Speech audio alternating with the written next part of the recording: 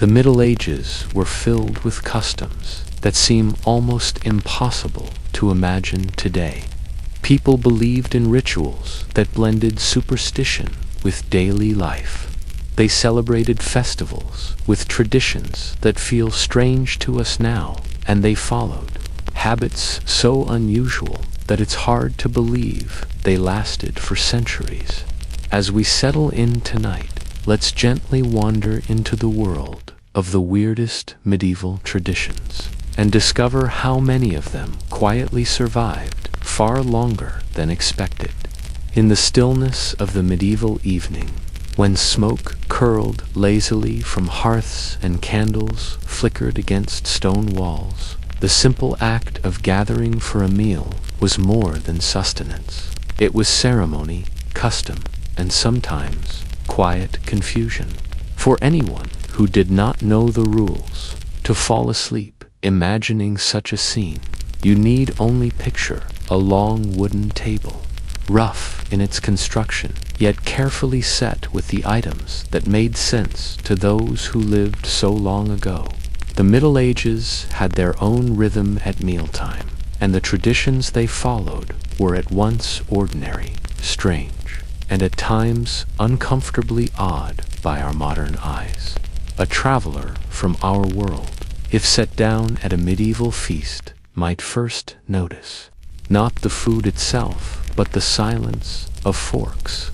For a long time, they were absent from the table altogether. Instead, people relied upon knives, spoons, and most often, their own hands.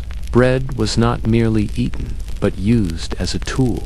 Thick, coarse loaves were sliced into sturdy slabs that served as plates, called trenchers.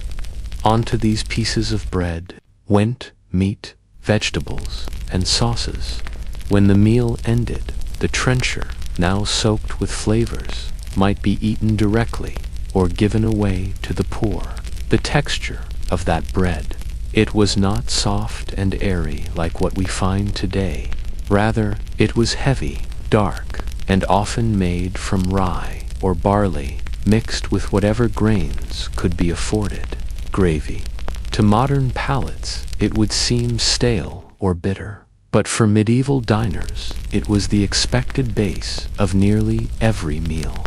Bread was both utensil and nourishment, so essential that in times of shortage, disputes and riots often erupted when bakers raised prices. The foods themselves could be surprisingly elaborate, though not always appetizing to us now. Consider the peacock. It was sometimes roasted, then carefully redressed in its bright feathers so it could be carried proudly into the hall, looking as though it still lived. The sight was meant to astonish, not to provide comfort at the table. Swans, herons, and even porpoises were prepared in similar fashion for the wealthy, endlessly added to, day after day. Its flavor shifted with whatever ingredients were dropped in, and the pot might be kept going for weeks. A living broth that never truly began or ended. Mealtime etiquette was dictated by a complex set of traditions. Washing hands before eating was a requirement, though not for reasons we would recognize as hygiene. It was more ritual than necessity, a sign of respect for others at the table. A servant might carry around a bowl of scented water, into which guests dipped their hands before drying them on a shared cloth. Yet even with this custom, it was expected that one would eat with fingers, tearing bread and meat apart carefully, always with a sense of order. To plunge too greedily into a dish, or to soil the table with too much mess, was considered deeply impolite. Sharing was central to the medieval table. Instead, dishes were placed in the center, and two diners often shared a common trencher. You and the person beside you would dip into the same bowl of stew, or carve from the same joint of meat. It created a sense of fellowship, but also meant that you needed to trust the manners of your companion. A clumsy or careless partner could quickly spoil the experience, and placing it back on the platter or dipping meat into salt after it had touched one's lips. The season strongly shaped what appeared on the table. Fresh vegetables and fruits were limited, preserved for brief moments of the year, and in colder months the diet narrowed to salted or dried goods. Apples, pears, and plums might be stored in cellars, their flavors fading slowly over time. Fish was eaten frequently, not always fresh but salted or smoked. The church dictated many fast days when meat was forbidden and fish became the substitute. Barrels of salted herring or cod were transported great distances to meet demand. Spices held a peculiar place in this world. For the wealthy, they were a mark of prestige. Cinnamon, cloves, and pepper traveled long routes across continents, each pinch representing a chain of trade that stretched from the east to the tables of Europe. To sprinkle such flavor was to display wealth, but also to participate in a taste that many considered powerful, even medicinal. To eat heavily spiced dishes was to eat exotically, a sign of status. And dill served, instead, their sharpness, flavoring broths and breads without expense. The drinks, too, were shaped by necessity and tradition. Water was not always trusted, for its clarity did not guarantee safety. Ale, weak in alcohol but steady in presence, became the daily drink. Regions, though more for the rich than for the common farmer. Mead, a honey-based drink, appeared in some places, sweet and warming. To sit at a table meant to have a vessel before you, sometimes shared, sometimes your own, but always filled with something to sip between bites. There were rules for speaking, or rather for not speaking, during meals. To talk too much, especially with a mouthful, was condemned in manuals of proper conduct. A noble household might eat in relative quiet, the clatter of knives and spoons echoing in the hall, punctuated only by the occasional murmur. To laugh loudly or to tell jokes while eating was thought to be poor manners, unless the host encouraged mirth. Meals were not merely for the stomach, but for the display of self-control, patience, and courtesy. Yet, alongside these rules were behaviors that would unsettle us now. At times, bones and scraps were tossed casually onto the floor, where dogs waited eagerly. Servants collected the remnants, often to feed animals or to redistribute as charity. The table was not a place of wastefulness, but it was also not a place of neat disposal. What fell beneath the benches became part of the atmosphere, a reminder that meals were messy affairs, even under the appearance of order. Salt, simple as it may seem, was a marker of hierarchy. To sit above the salt meant to be seated closer to the lord or host in the place of honor. Those seated below the salt were of lesser status, farther down the long table. The position of the salt cellar, a container often ornately carved, determined where one stood in the invisible order of respect. Something as basic as seasoning became a symbol of rank, understood by everyone present in colder seasons. Meals offered comfort as well as survival. Imagine sitting in a stone hall, the air chill even with a fire, the warmth of a thick stew in your hands, bread softened in broth, meat steaming, the faint taste of herbs rising. Outside, snow pressed against wooden shutters, but inside, food was more than flavor. It was reassurance that life went on, The customs surrounding it made it steady, predictable, and rich with meaning, even when the dishes themselves were plain. Of course, not every tradition seems quaint or charming. Some were simply strange. Eel pies were a delicacy in certain regions, baked with layers of fish that twisted unnervingly when cut. Blood was often used in cooking, thickening sauces, or forming the base of puddings. Entire animals were roasted whole, and the sight of them carried into the hall was meant to awe guests. To eat was to participate in spectacle as much as in nourishment. And yet, amid these oddities, there was a rhythm that comforted those who lived within it. To wash hands before and after, to share a trencher with one's neighbor, to drink ale steadily throughout, and to leave the table with a sense of order kept. These were the traditions that defined the medieval meal.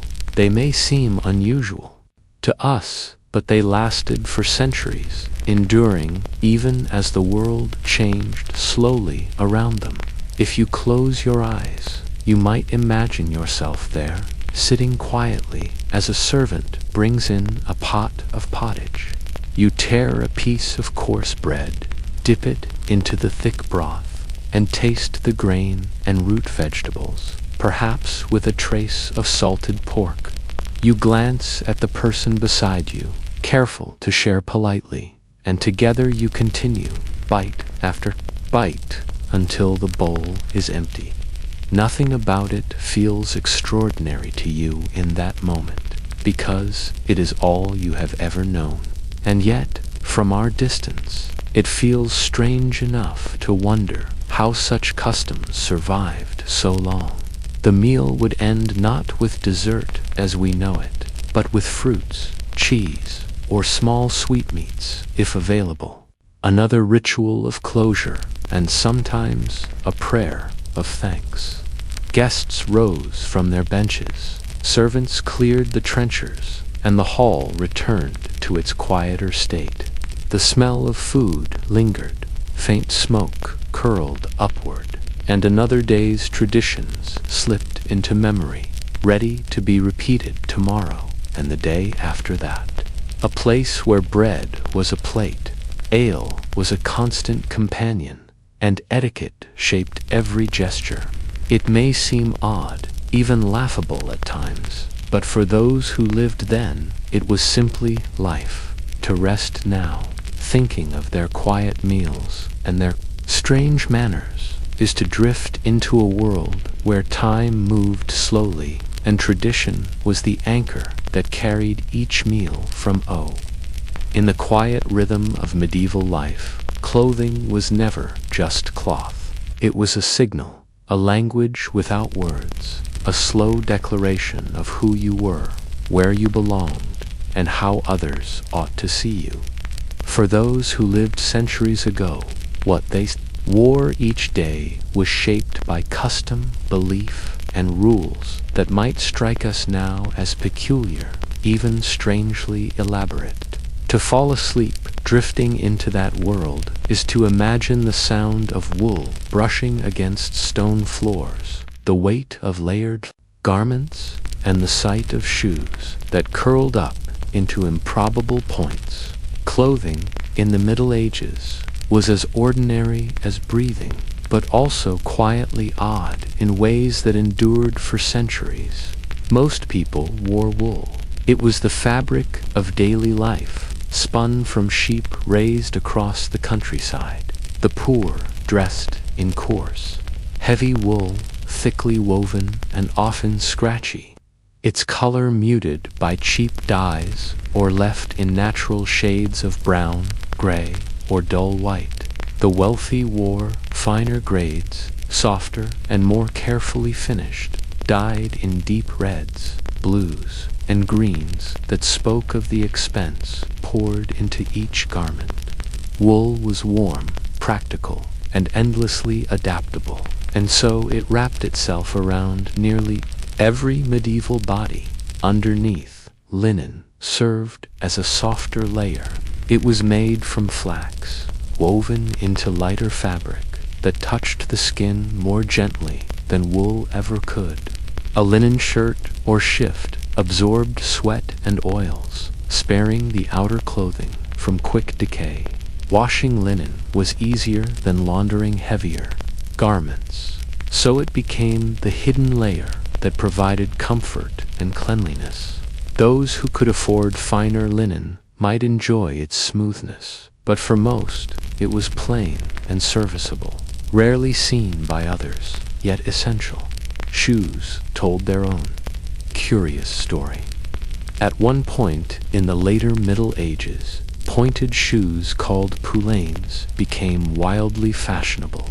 Their toes stretched far beyond the natural foot, curling upward, sometimes so long they had to be tied to the knee with little chains. The effect was striking, though hardly practical, for walking across muddy streets.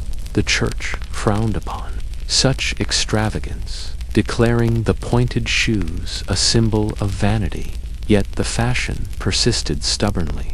Imagine the sight of a row of courtiers, their feet extending into long leather points, tapping gently on the stone floors as they moved about, careful not to trip on their own adornments. Not all footwear was so impractical for everyday use. Shoes were simple, leather-stitched and shaped without much ornament. Boots kept out mud, clogs with wooden soles helped in wet conditions, and sandals appeared in warmer months. Yet, even in their simplicity, shoes were marked by the status of their wearer.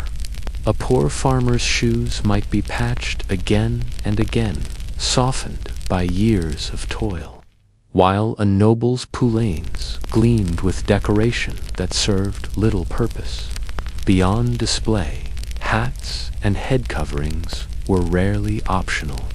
For men, coif simple white linen caps were worn beneath hoods or hats, protecting both the hair and the outer fabric from sweat. Women covered their hair almost universally with veils, wimples, or elaborate headdresses. To show one's hair in public, particularly for a married woman, was considered improper. The wimple, a cloth that wrapped around the neck and chin, framed the face modestly and endured for centuries. Later, fashions grew more elaborate, towering into cone-shaped hennons or decorated with gauzy veils that trailed behind. These styles might look strange to us now, but in their time they defined beauty, respectability, and even virtue. Colors carried meaning as much as fabric or cut.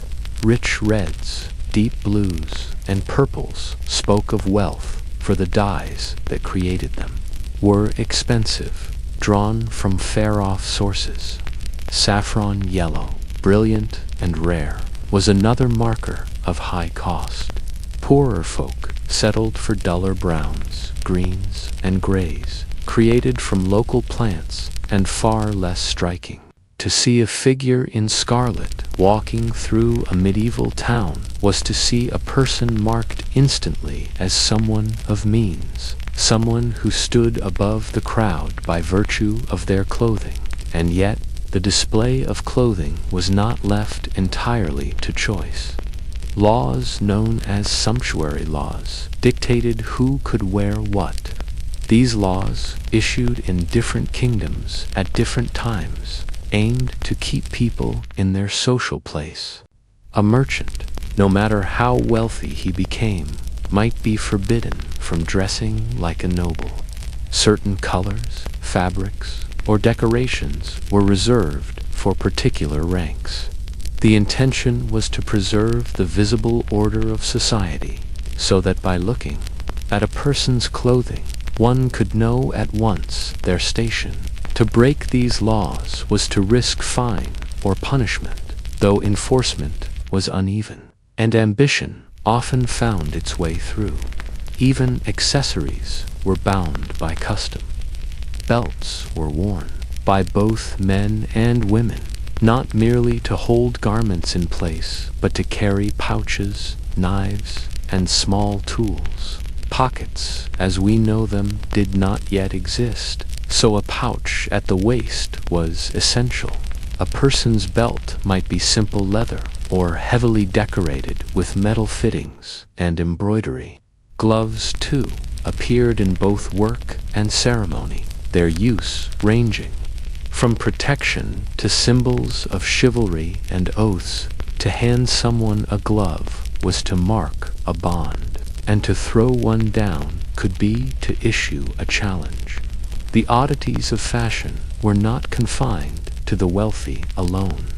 Peasants had their own traditions, shaped more by necessity than by luxury.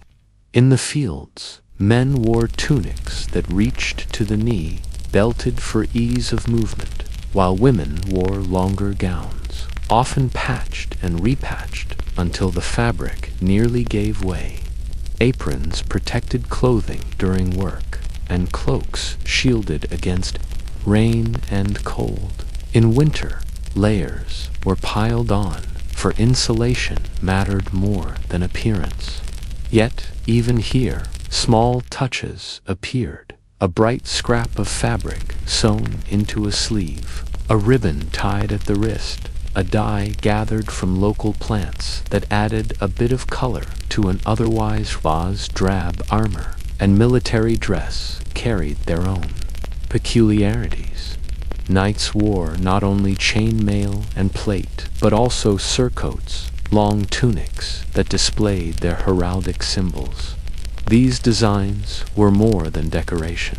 They were identification in battle, a way to tell friend from foe when armor made everyone look alike. To see a knight riding forth with a bright surcoat, a plume upon his helmet, and a shield marked with his family's arms, was to see clothing become identity itself. And yet, when the fighting ended, he too returned to simpler garments, layering wool and linen like everyone else. Children's clothing, surprisingly, often mirrored that of adults. Small boys and girls were dressed as miniature versions of their parents, though garments were looser to allow for growth. The idea of special children's fashions did not exist in the way we know them now. A boy might wear a tunic just like his father's, only shorter, and a girl a gown like her mother's. This gave the impression of childhood as a brief stage, quickly moving into adult roles and appearances. Washing clothes was not simple, and so garments were worn longer between cleanings than we might expect. Linen, easier to wash, was laundered more frequently, while heavy outer garments might go weeks or months before a proper cleaning. The smell of wool, dampened by rain, or of sweat absorbed over time, was likely common in medieval life, though seldom remarked upon, for it was simply part of the world they lived in. When clothes grew to worn, they were not thrown away casually. Instead, they were cut down, mended, passed along, or refashioned into new garments. Nothing was wasted if it could be used again. Festivals and special occasions allowed clothing to reach new levels of oddity.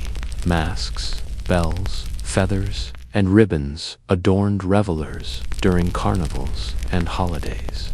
Bright colors and strange shapes transformed familiar garments into costumes, part of the communal joy. To step into such a crowd was to see ordinary wool and linen turned festive, an outpouring of energy expressed through clothing that could be wild and temporary. Clothing also carried spiritual weight. Monks and nuns wore habits, plain and consistent, symbols of their renunciation of worldly life. Pilgrims donned simple cloaks and badges marking their destination, such as the scallop shell of Santiago. These garments told stories of devotion and journey, recognized by others as signs of piety. To see a pilgrim walking along the road, cloak worn thin and hat broad against the sun, was to see faith written in fabric. Even death involved clothing traditions.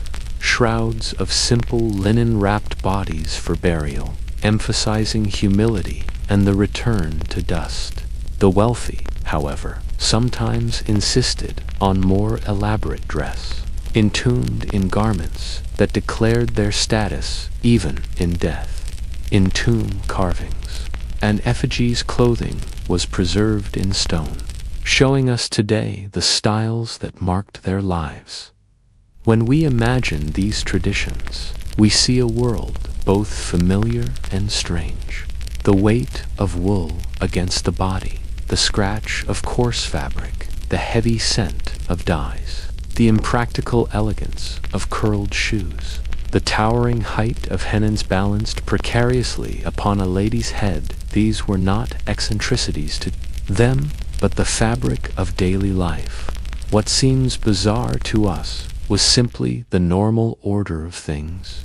To lie down now and think of it is to drift into another time, to picture yourself dressed not in the clothes of today, but in layers of wool and linen, a belt at your waist, perhaps a hood drawn up against the evening air.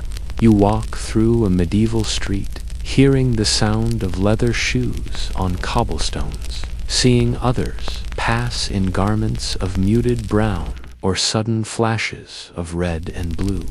You do not question the shoes that curl at the toes or the veils that trail behind. You simply accept them as everyone did, as the way life was lived.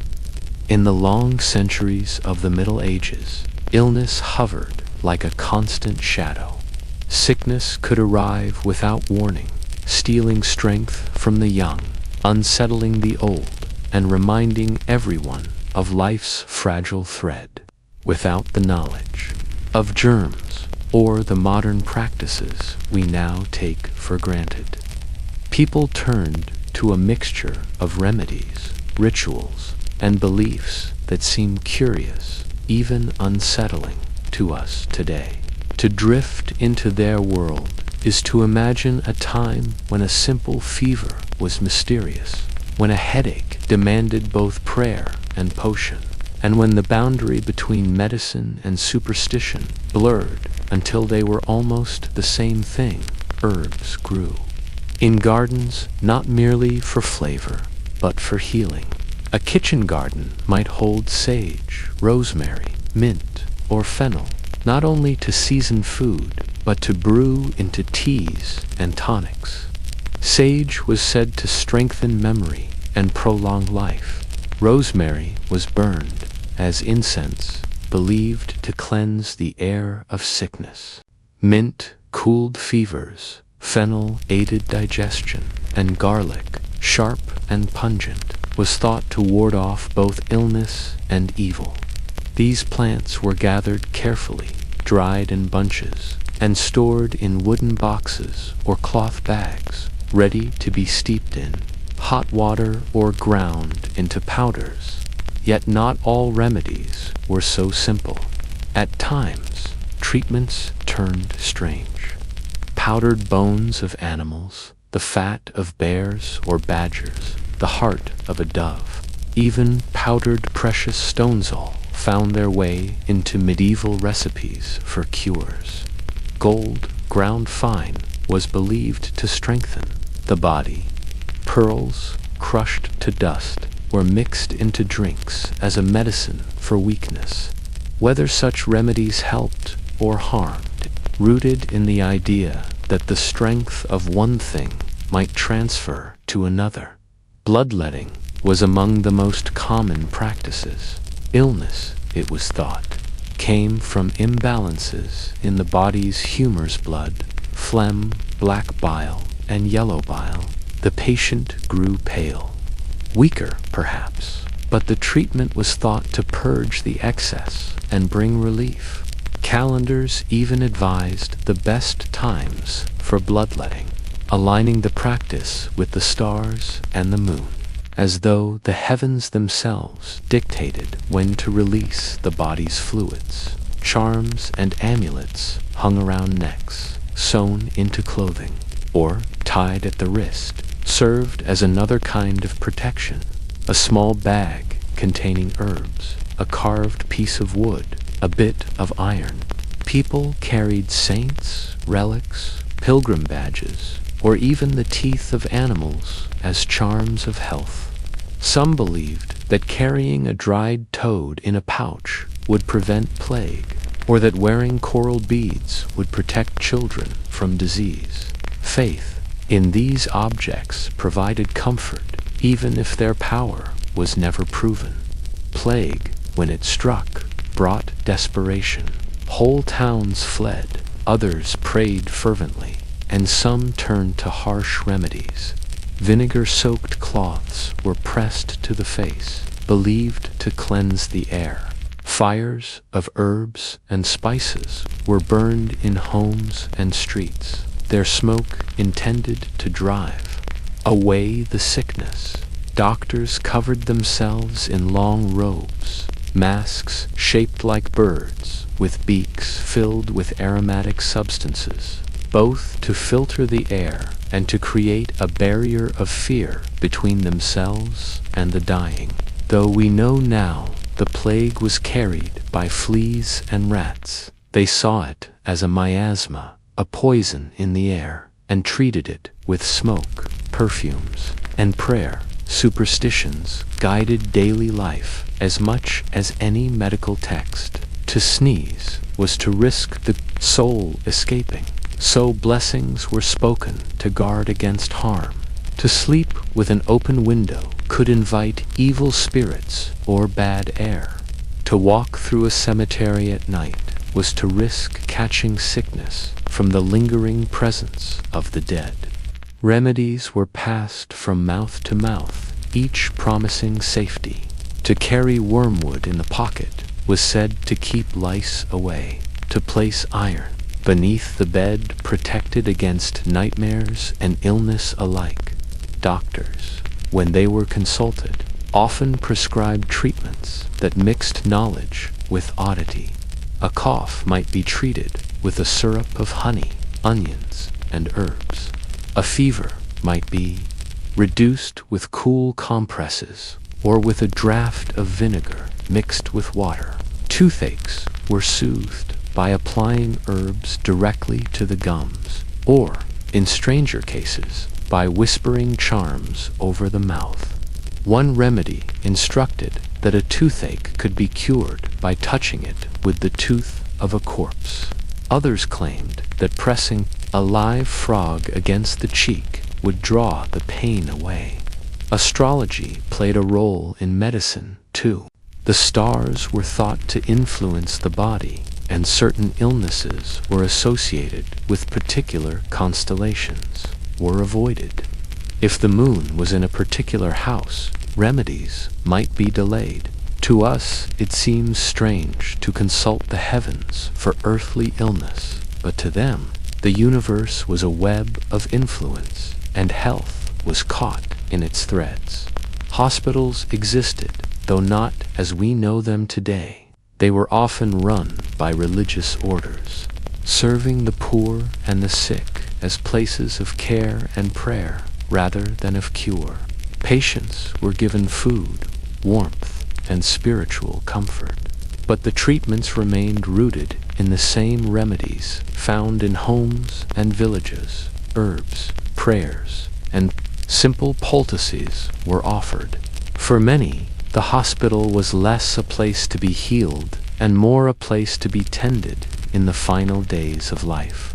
Odd customs surrounded childbirth as well. To ease labor, women might drink infusions of herbs such as pennyroyal or rue, though these could be dangerous. Charms were placed around the bed, holy relics invoked, and prayers whispered to saints known for aiding mothers could ease the perilous journey of birth at a time when survival for both mother and child was uncertain. Animals were part of the medical imagination. The bite of a mad dog was feared, and to treat it, ashes of the dog's head might be applied. To the wound, the fat of a goose was rubbed onto sore joints. The liver of a hare, dried and powdered, was recommended for eye problems. Even owls, bats, and hedgehogs appeared in recipes for cures. To us, such remedies seem strange, even grotesque. But to those who relied upon them, they were tools against the ever-present threat of pain and sickness. Cleanliness was not absent.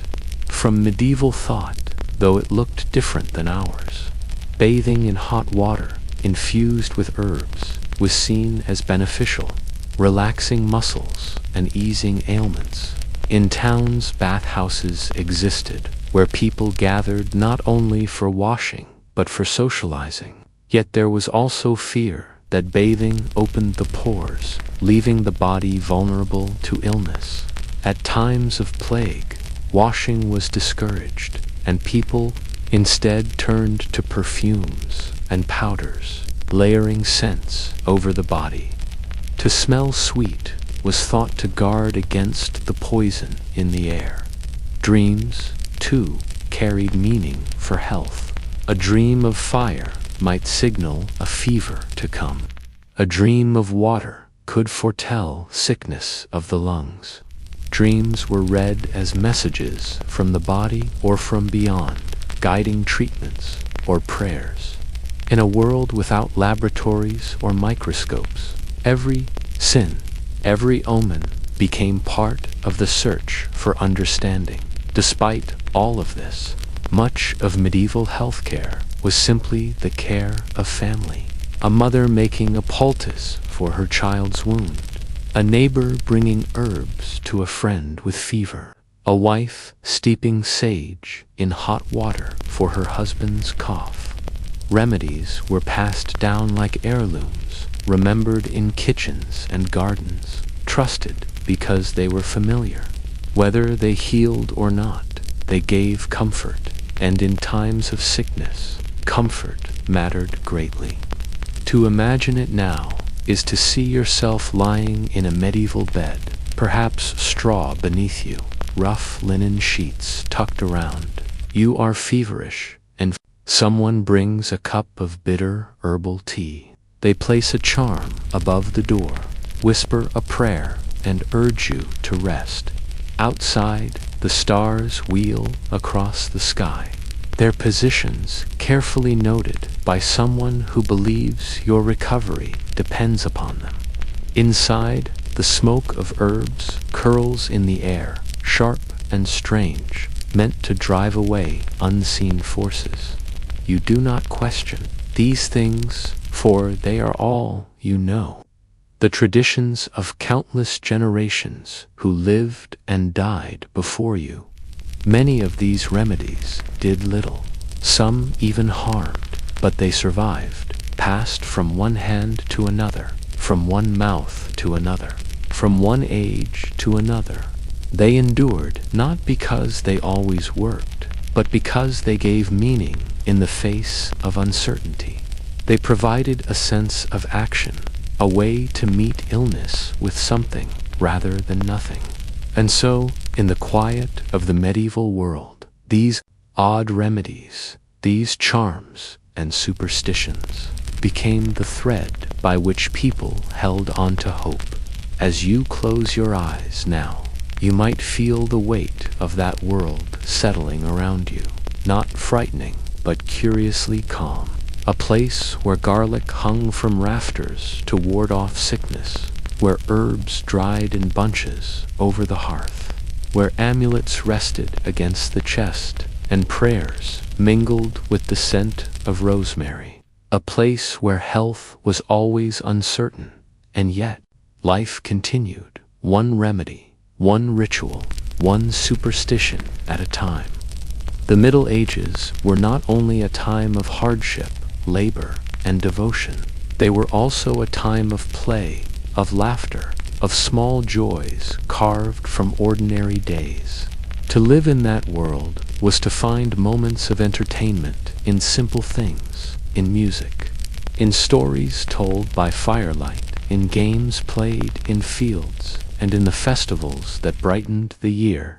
The amusements may seem strange to us now, sometimes rough, sometimes curious, but they carried the rhythm of life, binding people together in shared delight. Music was everywhere, woven into the fabric of daily existence. In villages, a shepherd might play a wooden flute as his flock grazed, the notes drifting on the breeze. In towns, minstrels sang ballads in marketplaces, their voices carrying tales of love, adventure, or local gossip. Lutes, harps, and fiddles were strummed at feasts, their melodies filling halls of stone and timber. Drums beat out rhythms for dances, pipes trilled high, and voices rose in song. For those who could afford them, professional musicians were hired for weddings, festivals, and noble gatherings. Their performances meant to stir joy, to impress guests, and to remind all of the wealth of their patrons. Storytelling was another form of entertainment, passed from mouth to ear, generation to generation. Around hearthfires, elders recounted tales of saints, of knights, of strange creatures said to dwell in forests or seas. In castles, wandering bards recited epic poems, spinning long tales that stretched through hours, their words crafted to hold attention and stir imagination. These stories were the cinema of their time, painting vivid pictures in the mind without the aid of images. Relying on the cadence of voice and the rhythm of memory, festivals brought the greatest joy, scattering bright days through the year. Religious feasts were the anchors, tied to saints and holy days, but they often became occasions for food, drink, and play. On such days, markets swelled with people, stalls laden with treats, musicians played in the open, and dancing filled the squares. Colors adorned clothes, banners fluttered, and laughter spilled into the air. Even the most solemn of holy festivals often carried moments of merriment, for people sought joy where they could find it. The Feast of Fools was one of the strangest. On this day, roles reversed. Servants mocked their masters, priests dressed in outlandish costumes, and solemn rituals were performed with playful mockery. People laughed at authority, turning the world upside down for a brief time. A release of tension before life returned to its ordered ways. Carnival, before the season of Lent, was another time of revelry, filled with masks, processions, games, and feasting. Meat, drink, and indulgence flowed before the long season of fasting. Dancing was a favorite pastime. Circle dances, line dances, and couples dances all filled village greens and noble halls alike. Some were slow, graceful steps, others were lively, with leaps and turns. The sound of pipes and drums carried people into motion, and even those who could not join in often clapped along, their hands keeping time. Dancing was not only amusement, but also a way to meet others, to court, and to share joy in community. Games filled the hours between labor. Children played with simple toys, carved wooden animals, dolls of cloth, balls made of leather. They chased one another in fields, sang rhymes, and played catch with stones or sticks. Adults, too, found amusement in games. Dice were common, carved from bone or wood, and gambling accompanied their role. Board games, like Nine Men's Morris or early forms of chess, passed time on long evenings. Some games were rougher, wrestling, mock fights, or ball games played in village streets, where teams scrambled after inflated pig bladders in contests that sometimes became chaotic brawls. Tournaments offered spectacle, especially for the nobility. Knights donned armor and met in contests of skill, lances splintering in jousts, swords clashing in melees. Crowds gathered to cheer, to watch the pageantry, and to marvel at the display of martial strength. The tournaments were both sport and training, both entertainment and a way to display the power and prestige of noble families.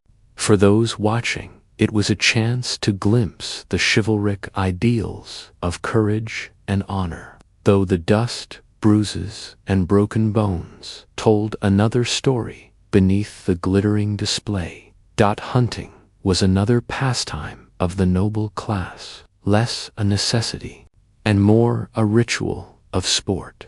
Forests filled with hounds, falcons, and mounted riders. The chase of deer, boar, or hare became both entertainment and a demonstration of skill. Falconry, especially, was considered noble. A trained bird, released to swoop and strike, was a marvel to behold. For peasants, hunting was often forbidden by law, though poaching was a quiet act of survival. For the wealthy, however, it was amusement dressed in ritual and tradition. Plays and performances drew crowds as well. Mystery plays, performed in towns, told biblical stories, acted out in streets or on makeshift stages. Later came morality plays, allegories, acted with characters representing virtues and vices, guiding audiences toward reflection. The performances were not only lessons, but communal spectacles, drawing people together in shared experience. Animals were part of rougher entertainments. Bear baiting, bull baiting, and cockfighting filled some festivals and gatherings. Such spectacles, harsh to modern eyes, were accepted as common amusements, blending cruelty with thrill. They reminded people of life's rawness, and for many, they were simply diversions from daily toil. Seasonal amusements shifted with the year. In winter, snow provided chances for sliding, throwing, and building. In summer, festivals and outdoor games thrived.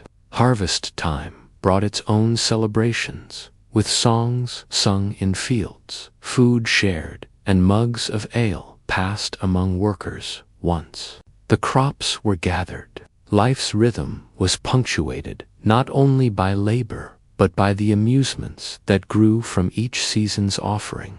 Literature, for those who could read, became a quiet amusement. Monks copied manuscripts, some illuminated with brilliant colors and gold, not merely texts of devotion, but romances and tales of adventure. Nobles sometimes owned books, and to read or to have stories read aloud was a mark of refinement. The common folk, lacking such luxuries, relied on spoken tales, but the pleasure was the same: the escape into story, into worlds beyond their own. Feasting itself was entertainment, with food, drink, and company forming the heart of enjoyment. Tables were laden with meats, breads, pies, and sweets. Ale and wine flowed. Jesters, acrobats, or musicians performed between courses. Conversation, laughter, and even debates filled the air. To sit at table with others, to eat and drink, was as much amusement as it was nourishment.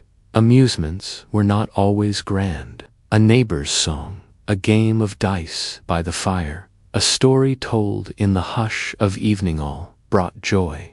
Life in the Middle Ages was uncertain, filled with hardship, but people sought laughter, diversion, and play wherever they could find it. The weight of toil. If you imagine yourself there, the picture forms slowly. You stand in a village square during a festival.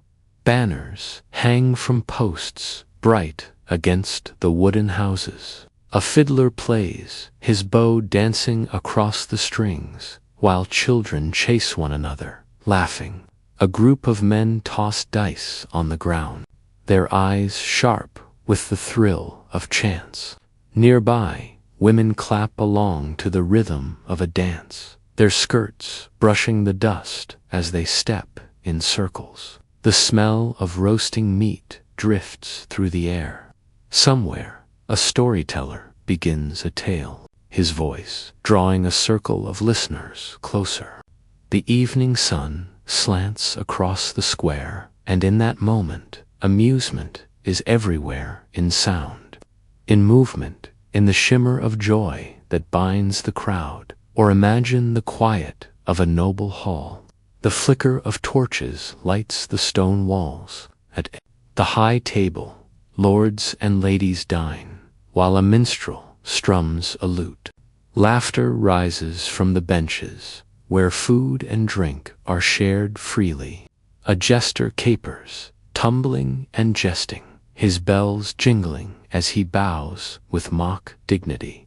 The hall is alive with amusement, each sound, each sight, a distraction from the cares of the world outside. Entertainment in the Middle Ages was never just about distraction. It was about binding people together, creating moments of shared joy that carried them through hardship. It was about rhythm and ritual, about knowing that after labor came laughter, after solemnity came song. It was about finding delight in what was possible, whether it was a child's carved toy, a dance on the village green, or a grand tournament in a field of banners. As you let these images drift through your mind, you might feel how time slows, how the sound of medieval music echoes softly, how the laughter of villagers seems distant but warm. In this world, amusement was not grand or constant, but it was enough. Enough to lift spirits, enough to soften the weight of life, enough to remind people that joy, no matter how simple, is always worth seeking. To imagine work in the Middle Ages is to step into a world where every task was touched by ritual, by tradition, and by custom that feels strange to us now. It was woven into the fabric of faith, community, and superstition. The hours of the day were measured by the toll of church bells, guiding when men and women bent to their work and when they rested. The rhythm of labor and prayer was inseparable, each informing the other, creating a life where even the smallest chore could carry meaning beyond its simple function. A carpenter, for example, might begin his day not only with tools in hand, but with a whispered prayer, asking protection against injury. His guild, to which he belonged, was more than a trade association. It was a brotherhood bound by rituals that marked entry, advancement, and mastery. Apprentices were sworn in with solemn oaths, their training years long and filled with duties beyond the shaping of wood. They cleaned the master's shop, served his household, and learned not only craft but the traditions tied to it. When they advanced to journeymen, they traveled from town to town, carrying a small bundle of tools, offering their skills wherever work was found. Their finest skill could they be declared masters themselves, allowed to open their own workshops and take on apprentices of their own. These guilds held feast days, processions, and even secret rituals. On the feast of their patron saint, members marched through town carrying candles, banners, or symbols of their craft. Bakers bore loaves of bread, weavers displayed cloth, and smiths carried hammers. The celebrations blended piety with pride in their trade, each guild showing itself as essential to the life of the town. At times, guilds also staged plays enacting biblical stories in public squares. Each trade contributed, tailoring its performance to its craft. Shipbuilders might present the story of Noah's Ark, while goldsmiths staged tales of kings and crowns. Some work carried traditions that appear odd to modern eyes. Blacksmiths, for instance, were thought to hold near magical powers. Their ability to shape iron with fire and hammer set them apart. People believed they could ward off evil, and some even whispered that smiths could strike bargains with forces beyond the ordinary. Horseshoes, born from their craft, became charms against misfortune, nailed above doorways to keep harm away. Even the act of striking iron carried symbolic weight, the sparks leaping like fragments of lightning, as though the smith worked with a fragment of divine fire. Miller's work, grinding grain into flour, was also surrounded by suspicion and custom. Mills were essential to daily life, yet the turning of the great stones, powered by water or wind, seemed mysterious. Millers were often viewed with mistrust, accused of taking too much from their customers, their work half hidden behind wooden walls and the roar of grinding stone. Superstitions clung to them, with tales of millers making secret pacts or carrying hidden knowledge. Still, the bread on every table began with their labor, and their role, though shadowed, was indispensable. Agricultural labor formed the foundation of most lives, and even in the fields, customs thrived. Harvesting was not only toil, but ritual. The last sheaf of grain cut from the field was treated with reverence. Some villages shaped it into a figure, dressed in ribbons or cloth, and kept it through the winter as a charm for good fortune in the coming year. Others wove it into a wreath and hung it in the barn, believing it carried the spirit of the harvest within it. To cut the last sheaf was both honor and burden, for the task carried weight in the eyes of the community.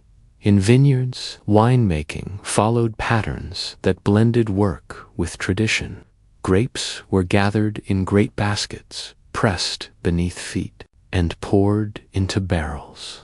Songs often accompanied the pressing rhythms of labor mixed with laughter and music.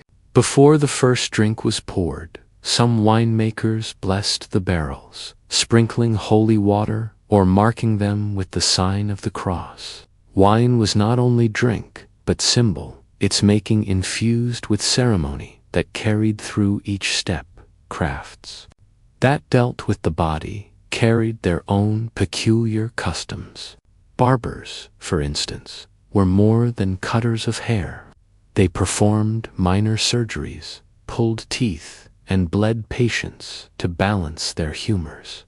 Their poles, painted red and white, symbolized blood and bandages, spinning outside shops as a sign of their trade. Customers might enter for a trim but leave with a tooth removed or a vein opened, their health believed to be improved through the flow of blood. This blending of grooming and medicine seems strange to us now, but in the medieval world it was a common tradition. Tanners, working with hides, followed harsh routines. The smell of their trade was strong, for hides were soaked in vats of urine, lime, or dung before being softened and shaped into leather.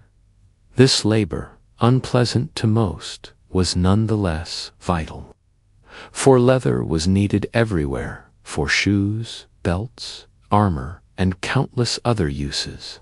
Tanners were often set apart from others, their work seen as unclean, yet their guilds had their own rituals and customs. and their skill was respected, even if their presence was not always welcomed.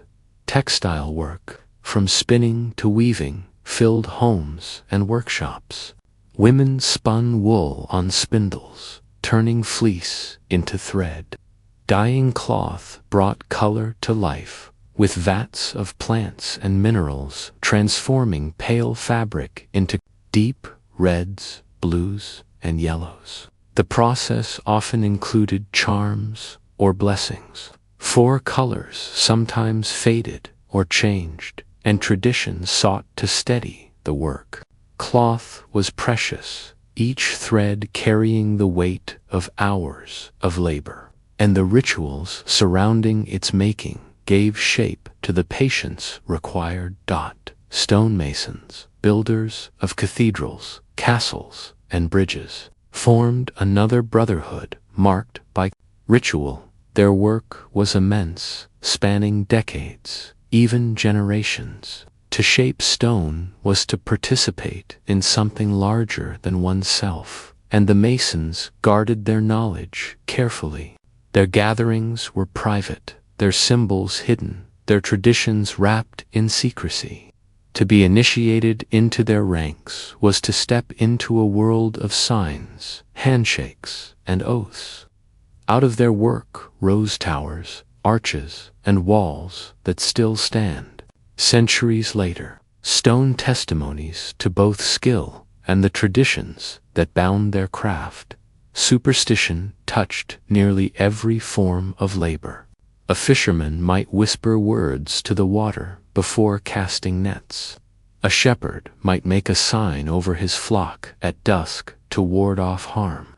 A potter could mark the bottom of a vessel with a small symbol to bring luck or protection to the one who used it. These actions, small and repeated, were threads in the fabric of work, blending the physical with the unseen.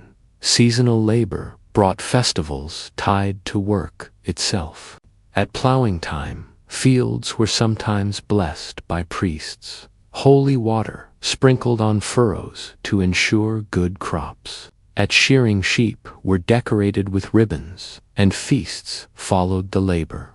At harvest, dances filled barns after the grain was gathered, songs celebrating the toil completed and the food secured.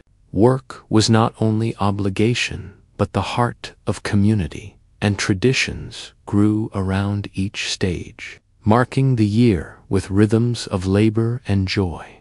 In towns, marketplaces hummed with the work of traders. Stalls overflowed with goods, fish, cloth, tools, pottery, spices.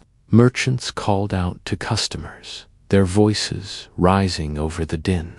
Bargains were struck, coins exchanged, and customs of fair dealing were enforced by guild rules and town laws. Weighing scales were checked, measures inspected, and those found cheating were punished. Yet even here, superstition lingered. Some traders placed charms in their stalls, believing they drew customers or protected goods from theft. Work shaped not only daily survival, but also identity. To be a baker, a smith, a mason, or a weaver was not merely to have a job. It was to belong to a tradition, to carry its customs, to uphold its rituals. Children often followed their parents' trades, inheriting not only tools, but the practices tied to them.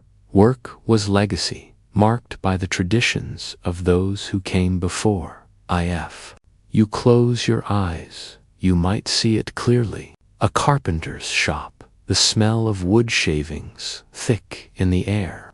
A boy sweeping the floor as the master marks a plank with chalk. Across the street, a baker draws loaves from the oven, steam rising, the crust golden.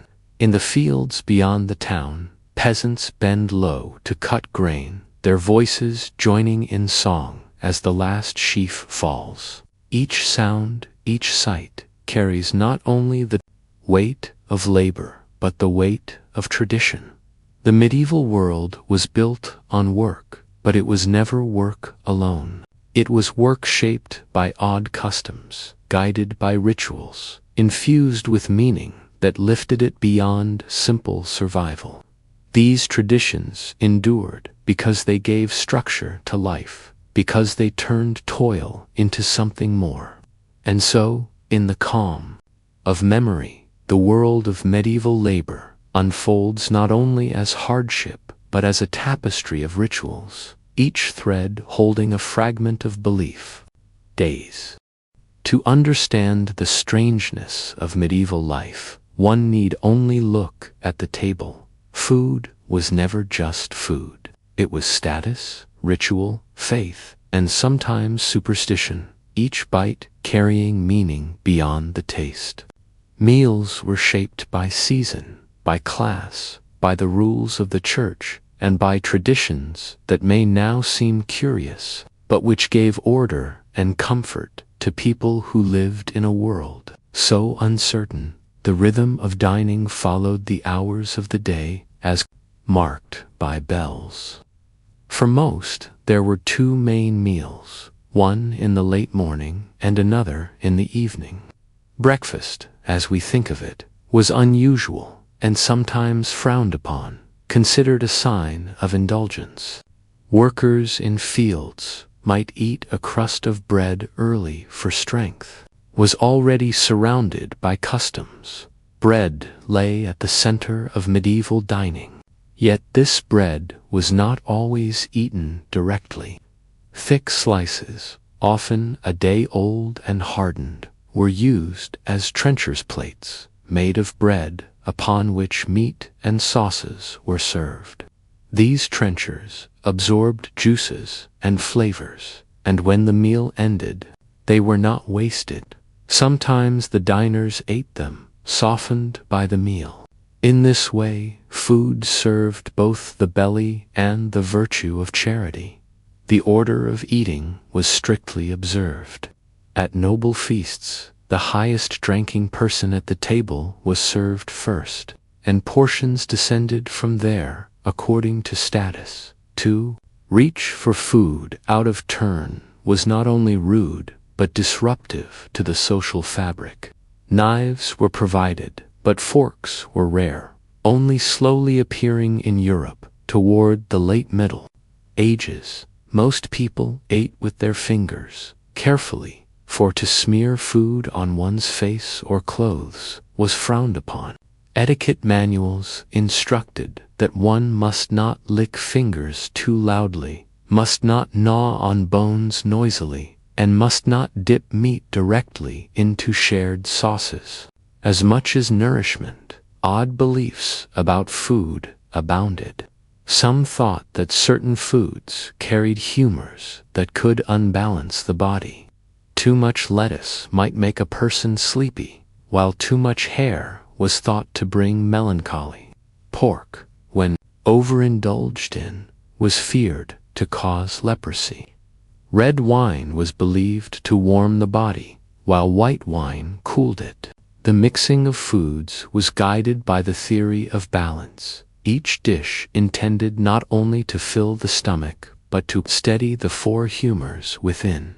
The church heavily influenced what could be eaten and when.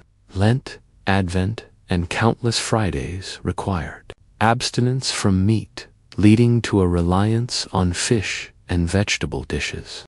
Beavers, for example, were considered fish because they lived in the water, and so their tails were eaten on fast days. Barnacle geese, whose breeding habits were not understood, were once believed to grow from driftwood, and so they too were allowed as fish during fasts. These peculiar rulings show how the need for food bent even the strictest rules. Weaving odd exceptions into daily dining, feasts were spectacles. For the wealthy, they were stages of wealth and wonder. Dishes arrived in courses, not only to be eaten, but to be admired.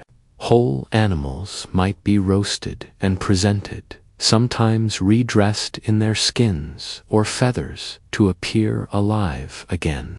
At times, pies were baked with live birds inside, so that when the crust was broken, the birds flew out, filling the hall with fluttering wings. Sugar sculptures, rare and costly, were shaped into castles, ships, or animals, set before guests as marvels.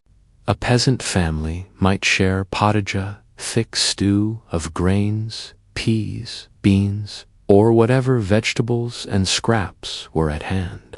Bread, coarse and dark, formed the bulk of diet. Cheese, if it was available, and ale, often weak but safer than water, rounded out the meal.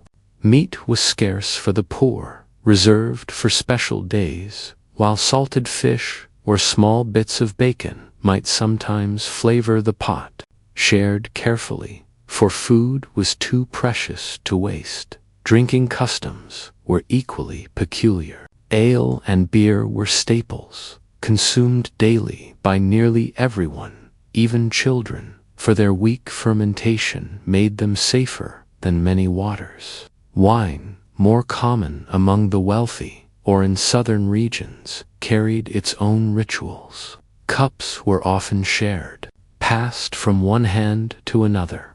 To drink before another had finished was impolite, yet to refuse the offered cup entirely was considered rude as well. Toasts were common, blessings spoken over each round. Some traditions held that one must look another in the eye when clinking cups, for to look away invited bad luck or mistrust. Salt carried a special symbolism. On great tables, the salt cellar was placed in the center.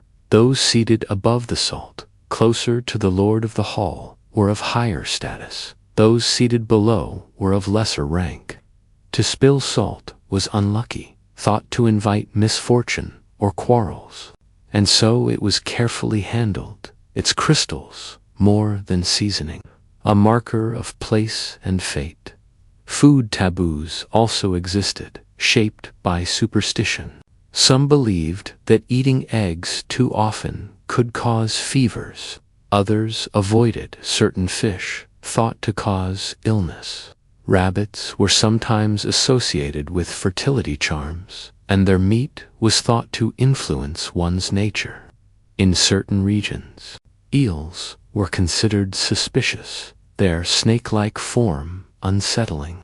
These ideas, half-rooted in observation and half in tradition, guided choices at the table. Dining was also a communal act of discipline. Silence was sometimes enforced, especially in monasteries, where meals were eaten while a brother read aloud from scripture. In noble halls, conversation was permitted but guided by etiquette. To speak too loudly, to interrupt, or to jest at the wrong moment could offend. Meals were about harmony as much as hunger, each gesture measured, each bite a reflection of the order that society demanded. At times, food itself became part of games or rituals. Apples might be floated in water, snatched with teeth during festivals. Feast, a peasant or servant who for one night ruled in jest. Patients were fed according to rules of humors, with broths of chicken or mutton for strength, or barley water for cooling fevers. These practices were part of the larger belief that what one ate shaped not only the body but the soul. Imagine yourself at such a table. You sit before a wooden board laid across trestles, the hall lit by flickering torches. Servants bring trenchers of bread upon which steaming meats are laid. The smell of roasted fowl fills the air. A salt cellar gleams in the center, marking the division between high and low. Around you, cups are raised, laughter mingling with the music of a lute in the corner. Across the hall, a jester capers, making light of the solemn faces of nobles. The meal stretches long, each course brought with ceremony, each bite a mixture of nourishment and ritual. You eat slowly, mindful of manners, aware that the act of dining is as much about place and meaning as it is about hunger. Or perhaps you are in a small cottage, the smoke of the fire rising through the thatch. A pot hangs over the flames, its contents thick with beans, herbs, and scraps of grain. Children sit cross-legged, waiting for bowls to be filled. Bread, coarse and heavy, is divided carefully, each piece counted. Ale, weak and warm, is poured into wooden cups. There is no grandeur here, no spectacle, only the quiet ritual of family. Whether humble or grand, was never just about eating.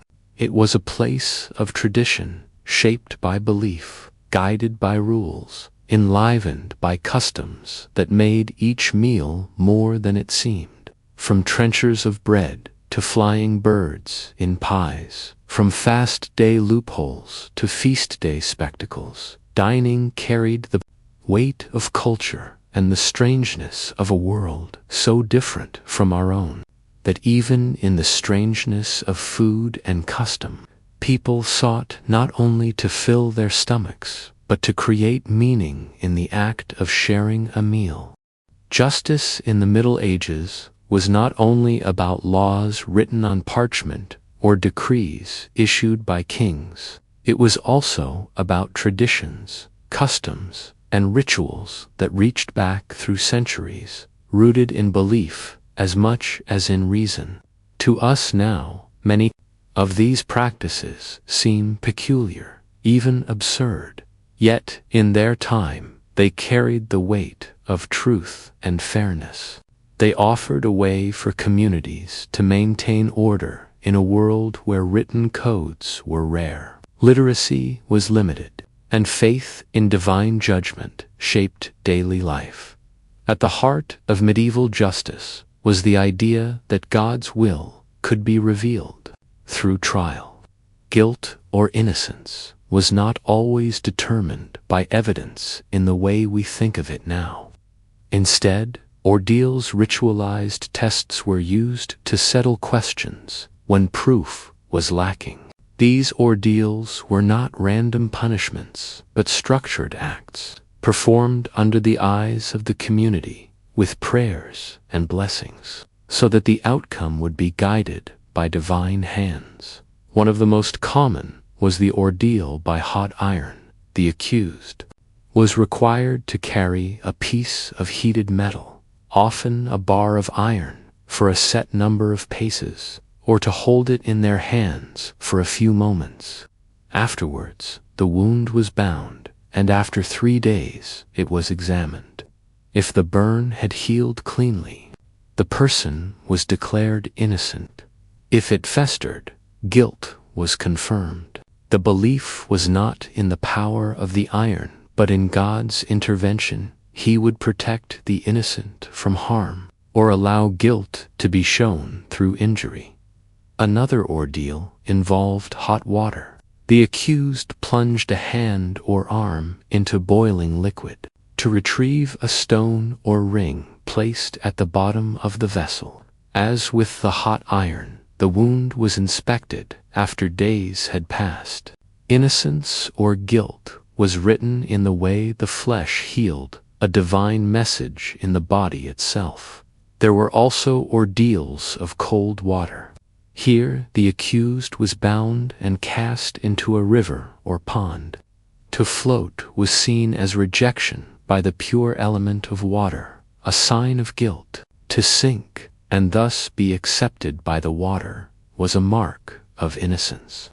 Though attendants stood ready to pull the accused out, the image of someone bound and thrown into a pond is striking to us now, a tradition that blends belief in nature's purity with a harsh form of judgment. Oaths played another powerful role. In many disputes, a man's word could clear him, provided he found enough others to swear with him. These compurgators, as they were sometimes called, stood before the court and declared on oath that they believed the accused to be truthful. The number required varied, sometimes as few as 12, sometimes as many as 50. Failure to gather enough supporters could mean failure in the case, regardless of facts. To us, it may seem like popularity or reputation decided justice, but in medieval thought, the oath was sacred, and to swear falsely risked one's soul. Feuds and compensation were also bound by tradition. In many regions, blood feud, families sought revenge for injury or death, were controlled through payments known as unresolved, literally man price. Every person had a value depending on rank and status, and payment of this amount could settle a killing without further bloodshed. While it might feel strange to measure life in silver, to those communities it provided a way to prevent endless cycles of violence, a form of order preserved through custom. Among the strangest aspects of medieval justice were the trials of animals. Records tell of pigs brought before courts for killing children, or oxen and horses tried for causing injury. These animals were sometimes assigned legal representatives. Formal charges were read, and punishments, often execution, were carried out. To us, this feels absurd, but to medieval people, animals were part of the moral order of the world, and if they caused harm, justice had to be seen as done, lest chaos spread. Similarly, objects could fall under suspicion. A tool that had caused an accident, or a cartwheel that had broken and killed someone, might be brought into question. Sometimes such objects were destroyed or banished, as if the act of justice needed a physical outlet. The idea that guilt could cling to more than just human beings shows how differently the medieval world viewed responsibility and order. Public punishment was itself a tradition, meant not only to chastise the guilty, but to remind the community of law and authority. Stocks and pillories were common, where offenders were locked in wooden frames in the town square, left exposed to the mockery or anger of passers-by. Humiliation was as much a punishment as pain, a spectacle that reinforced boundaries. The whipping post, too, was part of this culture, where lashes were delivered openly, the sound echoing as a warning. Execution, when ordered, was surrounded by ritual. Hanging was common, though beheading was reserved for nobles. In some regions, burning was used for crimes such as heresy. These acts were not done in secret, but in public, with crowds gathered, prayers spoken, and officials present. They were as much ceremony as they were punishment, acts that confirmed the seriousness of law and the presence of order in a world always threatened by disorder. Trials themselves could be theatrical. Lords held courts in their halls, peasants gathered in village moots, and traveling judges presided in market squares. The setting was not simply functional. It reinforced authority. A lord on a raised seat, a sheriff at his side, clerks recording in long rolls. Of this was performance, designed to show that law was present, visible, and powerful. Even when decisions rested on custom or compromise, the appearance of order was maintained through ritual. In some places, trial by combat provided resolution. Two disputing parties might fight, either themselves or through champions, with the belief that God would grant victory to the rightful side. The combat was not always to the death, but it was formal, observed, and legally binding. To modern eyes, it appears brutal, but in medieval thought, It was one more way for divine will to be revealed in matters where human judgment faltered. Charms and blessings sometimes mingled with these practices. Accused persons might carry relics or swear upon holy objects, adding spiritual weight to their declarations. Judges and priests invoked saints, asking for guidance in discerning truth. Justice was never separate from faith, for to act without reference to God's will would have seemed hollow, even when customs seemed strange. The underlying thread was the search for certainty in a world where certainty was rare. Picture yourself in such a scene. A village has gathered near a church, the air thick with murmurs. A man accused of theft is led forward. His hand is placed upon a cross, his oath spoken aloud. Witnesses step forward, declaring they believe his word. The community watches, knowing that the outcome depends not on evidence in the way we expect, but on the strength of oaths, the fear of false swearing, and the trust that God will not allow lies to stand. The tension is quiet, heavy, but ordered. Or imagine a castle hall, banners hanging, torches flickering. Two men stand with swords, about to fight in trial by combat. The Lord looks on from his chair, clerks ready to record the verdict. The fight is not merely violence, it is a form of decision, where the clash of steel is believed to reveal truth. As the combat unfolds, the onlookers hold their breath, not only for the outcome, but for the revelation of divine judgment in human struggle, justice. For the medieval mind was never entirely about fairness in the modern sense. It was about restoring balance, maintaining harmony, and ensuring that the will of God and the authority of rulers were upheld. Strange as the customs seem ordeals by fire and water, animals on trial, oaths binding truth, the people who lived within them found reassurance in these traditions.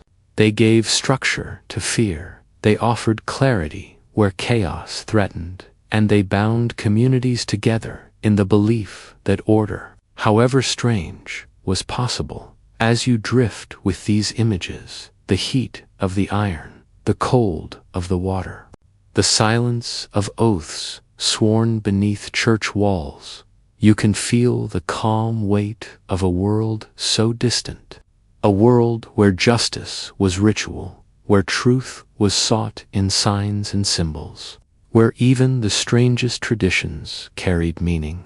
And as those traditions fade into the quiet of history, they leave us with the gentle reminder that people have always longed for order, always sought ways, no matter how peculiar, to bring certainty to their restless lives.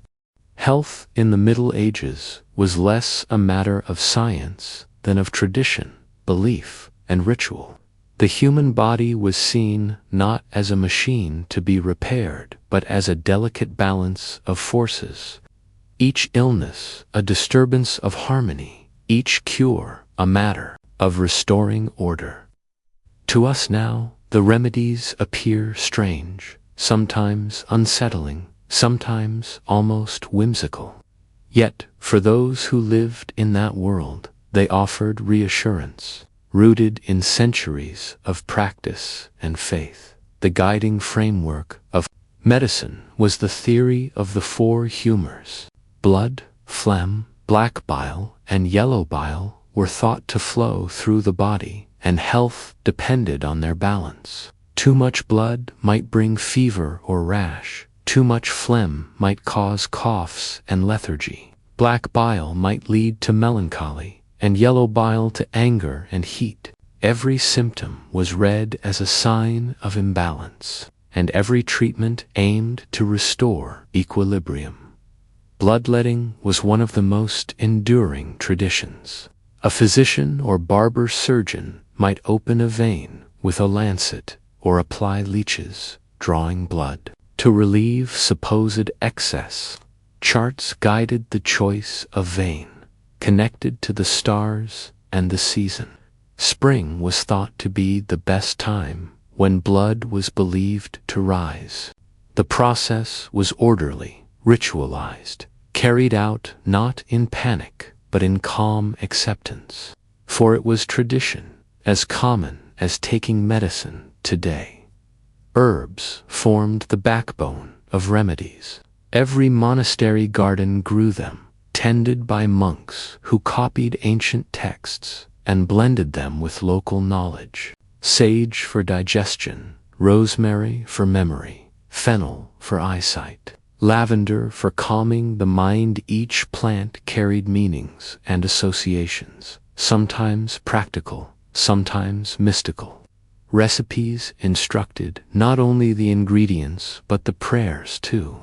Be spoken while preparing them, for healing was as much spiritual as physical. Some remedies strike us now as curious. To cure a fever, a patient might be advised to drink a potion made from ground pearls or crushed emeralds, believing the purity of the stone would cleanse the body. To treat gout, one might wear the skin of a wolf. To ward off plague posy, of fragrant herbs were carried, their scent thought to repel the miasma of disease. Spiders wrapped in webs, dried to powder, might be swallowed against ague. Even the heart of a hare, dried and worn on a string, was thought to steady the beat of one's own. Superstition mingled with medicine. Astrology guided diagnosis, for the position of the stars and planets was believed to influence the humors. A physician might delay treatment until the moon was in the proper phase, or prescribe remedies aligned with the zodiac. The body itself was mapped onto the heavens, each sign ruling a part: Aries the head, Taurus the neck, Leo the heart, Pisces the feet. In such a system, healing was cosmic, the body a mirror of the universe. Charms and prayers played their role. Words inscribed on parchment, folded and worn in a pouch, were believed to protect against sickness. Holy water, relics, and pilgrimages, 2 shrines of saints, offered cures where herbs failed.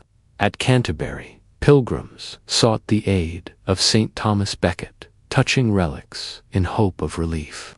Across Europe, springs and wells were thought to hold healing powers, their waters blessed by saints, their traditions passed down through generations. The barber surgeon was a familiar figure, his pole marked with red and white stripes, symbolizing blood and bandages. He cut hair and shaved beards, but also set bones, pulled teeth, and performed minor surgeries. His tools, sharp and simple, were kept in leather rolls. Cupping, cauterization, and trepanning, the boring of holes into the skull, were among his skills. These acts sound alarming to us, yet to those who endured them, they were part of a long chain of tradition, performed with steady hands and accepted as the work of necessity. Medicine was also shaped by diet. Physicians prescribed not only herbs, but instructions for eating. Light foods were recommended for fevers, heavy ones for weakness. Broths were common for the sick, almond milk prized for its gentleness. Fasting, too, was part of healing, giving the body time to balance itself. Even the choice of bread, whether coarse or fine, could be considered in treatment, each grain carrying its own properties. Strange beliefs surrounded certain illnesses. Epilepsy, for instance, was sometimes thought to be caused by possession, or the influence of the moon. Remedies included drinking the blood of a freshly killed animal, or inhaling the smoke of burning herbs. Toothaches were blamed on tiny worms burrowing in the teeth, and remedies ranged from fumigating the mouth with henbane seeds to rubbing the gums with frog fat. For wounds, mixtures of wine, honey, and herbs were applied, sometimes effective, sometimes little more than ritual comfort. The line between magic and medicine was thin. Amulets of stones or bones were worn, inscribed words whispered, protective circles drawn. Yet, alongside these practices, genuine observations emerged. Antiseptic qualities, willow bark's soothing effect, the cooling power of mint. In the mixture of superstition and experience, fragments of knowledge survived, carried through the centuries. Hospitals, where they existed, were less places of cure than of care. Founded by monasteries or charitable patrons, they provided beds, food, and prayers. Patients were tended by monks or nuns, their healing sought as much through spiritual comfort as through remedies. Cleanliness was limited, but the rhythm of care, the soft murmur of prayers, and the presence of community offered solace in suffering. Plague, when it came, overwhelmed all traditions. Physicians in long robes with beaked masks filled with herbs walked the streets, their appearance itself becoming a strange tradition. Remedies multiplied burning aromatic woods, carrying charms, flagellating oneself in penance. Yet the disease swept through regardless, a reminder that traditions, however deeply held, could not always hold back the tide of sickness. Imagine lying in a small chamber, the air heavy with the scent of herbs. A monk enters, carrying a cup of warm broth, whispering a prayer as he sets it beside you. The flicker of a candle throws shadows on the walls. Outside, the bell tolls for the evening office. You close your eyes, comforted not so much by the broth or the words, but by the sense that you are held within a pattern, that your sickness is part of a larger order, cared for by hands guided by tradition.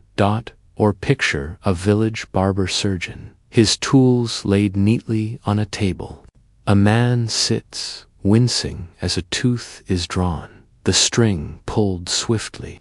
Another waits, his arm to be bled, a bowl ready to catch the flow. There is no panic, no surprise, only the calm rhythm of practices repeated for generations. The red of blood, the hiss of hot irons, the murmur of instructions, each part of the same familiar ritual. For those who lived in the Middle Ages, health was not only about surviving illness. It was about living within a web of meaning. Remedies, however strange, were part of that web. They reassured the sick that their suffering was not random, that it could be addressed through herbs, charms, prayers, and care. Even the strangest cures carried with them the comfort of continuity, of being part of a tradition older than memory. As you drift with these imagests, the monk in his garden, the surgeon with his leeches, the stars traced across the heavens, you can feel the strangeness soften into calm. Strange though the remedies may seem, they were part of a world seeking balance, seeking harmony, seeking to place suffering within a pattern that made sense. And in that pattern, people found not only healing but peace, the quiet assurance that they were cared for by the hands of tradition, however peculiar those traditions might have been. The turning of the year in the Middle Ages was marked not by clocks or calendars on the wall, but by traditions, rituals, and festivals that gave rhythm to life. Each season carried its own customs, some solemn, some playful, some peculiar to us now. These traditions, woven from Christian faith and older folk practices, guided people through the cycle of planting and harvest, fasting and feasting, darkness and light. To step into the medieval year is to step into a world where time itself was measured in rituals that often seem strange, yet deeply meaningful to those who lived within them. At the heart of medieval life stood the great feasts of the Church. Christmas, Easter, and Pentecost were not single days but seasons, filled with customs that stretched across weeks. Christmas, for example, began not on December 25th, but with Advent, a period of fasting and preparation.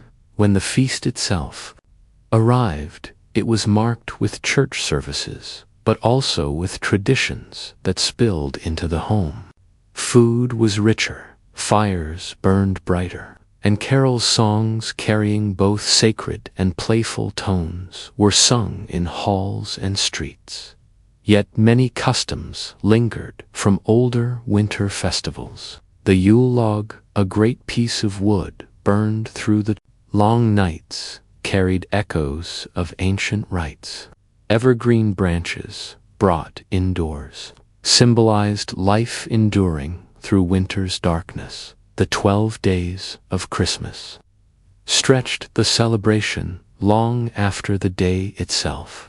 Twelfth night, in particular, was a time of inversion when roles could be reversed. A lord might appoint a lord of misrule, often a servant or jester, who presided over feasting and merriment. Cakes were baked with a bean hidden inside, and whoever found the bean was crowned king of the feast, ruling in jest for the night. This playful tradition seems odd to us now, yet it allowed for a release of tension, a moment when order could be overturned safely. Before returning to its place the next day, Easter brought its own peculiarities.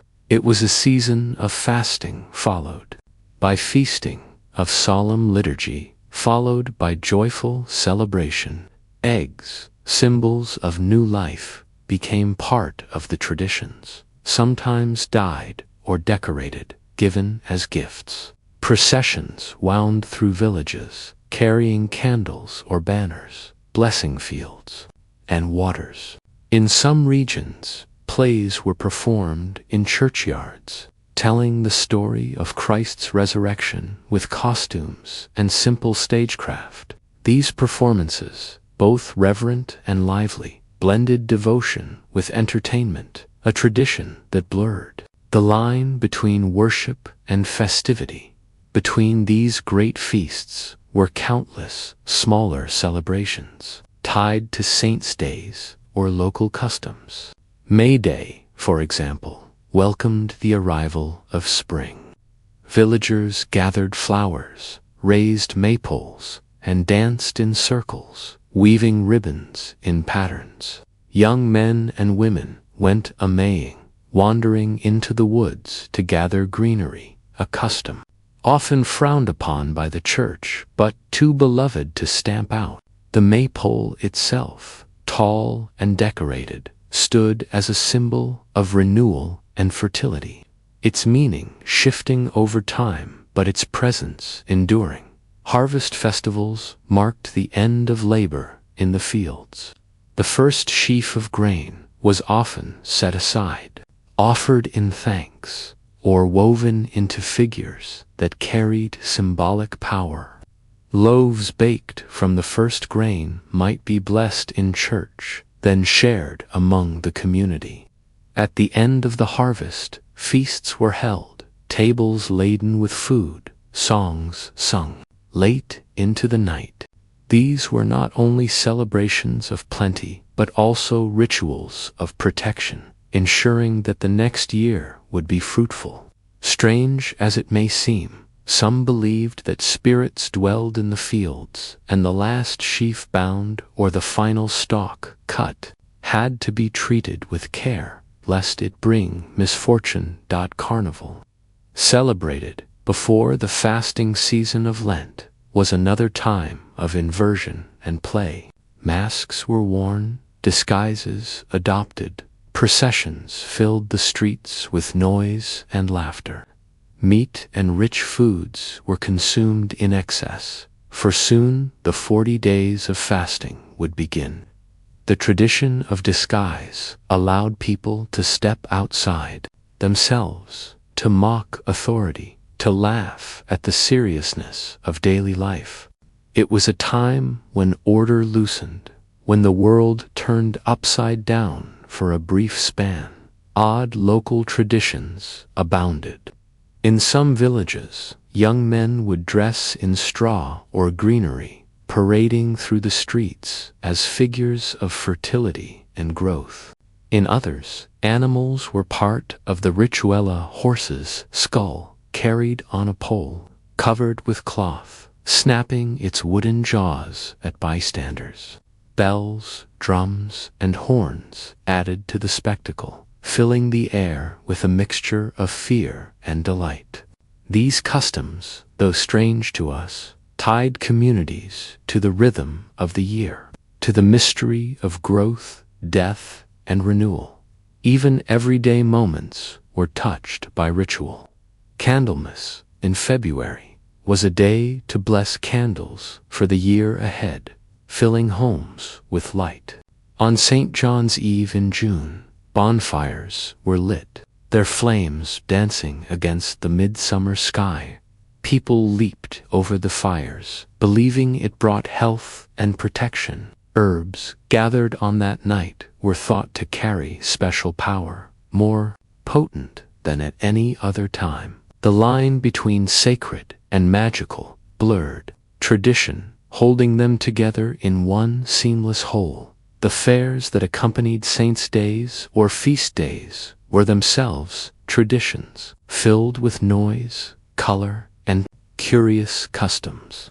Merchants set up stalls, minstrels performed, jugglers and dancers entertained.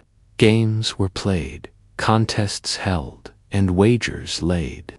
To walk through such a fair was to move through a living tapestry of sound and centrosting meat, ringing bells, the calls of sellers. These gatherings were not merely economic but communal, places where tradition bound people together in the joy of shared experience. Imagine yourself in such a scene. The church bells ring, calling the village to gather. It is May Day, and the air is filled with the scent of blossoms. Children carry garlands, men raise the maypole, women sing as they weave ribbons. The laughter and music drift across the fields, a moment of joy at the turning of the season. Or picture a winter hall, the fire burning bright, shadows flickering on the beams.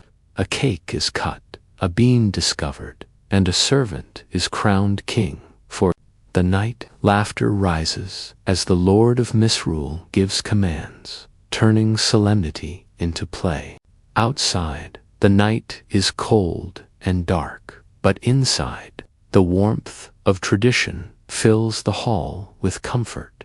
For those who lived in the Middle Ages, festivals were not distractions from life, but the very framework of it. They gave time shape, they marked beginnings and endings, they carried meaning into the year's passage. Strange though some customs may seem, men in straw costumes, beans hidden in cakes, fires leaped under the summer moon. They were threads in the tapestry of life, binding communities together through rhythm and ritual. As you drift with these images, the bonfires of midsummer, the carols of Christmas, the maypole rising against the spring sky, you can feel the calm flow of the medieval year, each season carrying its weight of tradition. Some of these customs, in altered forms, survive still, reminders of how people long ago sought to give order and meaning to the turning of time. And as the seasons turn in memory, they settle into quiet rhythm, a gentle backdrop for rest. the strange but soothing heartbeat of a world long past. Love and marriage in the Middle Ages were not simply matters of affection between two people. They were bound tightly to tradition, law, and custom, shaped by the needs of families, communities, and faith. To step into the world of medieval relationships is to step into a landscape filled with rituals that often seem peculiar today, yet carried deep meaning for those who lived within them. These customs, some tender, some stern, some downright strange, reveal how love and duty wove together in ways that survived long after the Middle Ages had passed. A wedding was not only a personal bond, but a contract. Families gathered to witness, priests to bless, and neighbors to approve. In some regions, the betrothal itself, the promise of marriage, carried nearly as much weight as the wedding. Rings might be exchanged, hands clasped, vows spoken before witnesses. Even without a priest present, the spoken consent of bride and groom was enough to make a marriage legally binding. Yet traditions grew around this simplicity, wrapping it in ritual and celebration. One curious custom was the joining of hands. Across a doorway or a church porch, the couple might stand at the threshold, half outside, half inside, as if poised between two statesmen, married and married, separate and joined. Their hands were clasped, vows exchanged, and sometimes a cord or ribbon tied around their wrists in a gesture known as handfasting. This symbolic binding gave rise to the phrase, tying the knot, a tradition that still echoes faintly today. Feasting followed, of course, for no wedding was complete without food and drink. Tables groaned under the weight of roasts and pies, breads and cheeses, sweetmeats and ale. The community came together. For a marriage was not only the union of two individuals, but the joining of families, sometimes even of villages. Songs were sung, toasts made, and in some places, playful games or tricks were carried out on the newlyweds.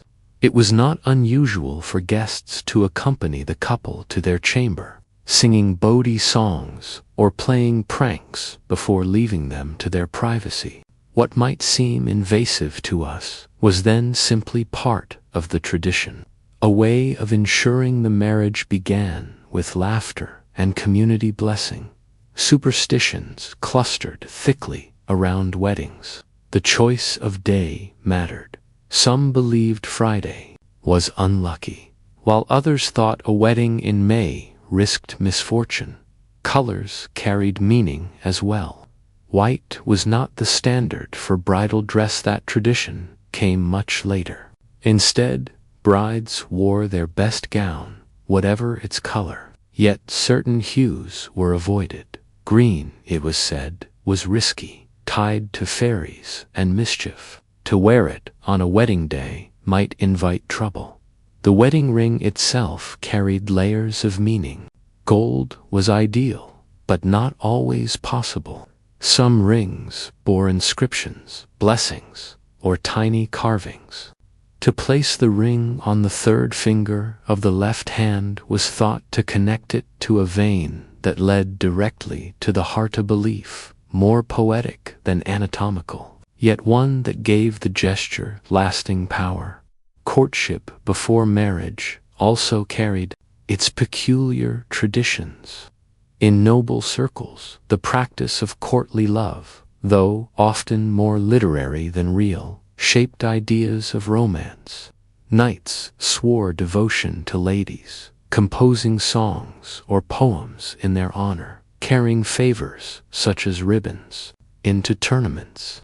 These rituals elevated love into something chivalric, more ideal than practical.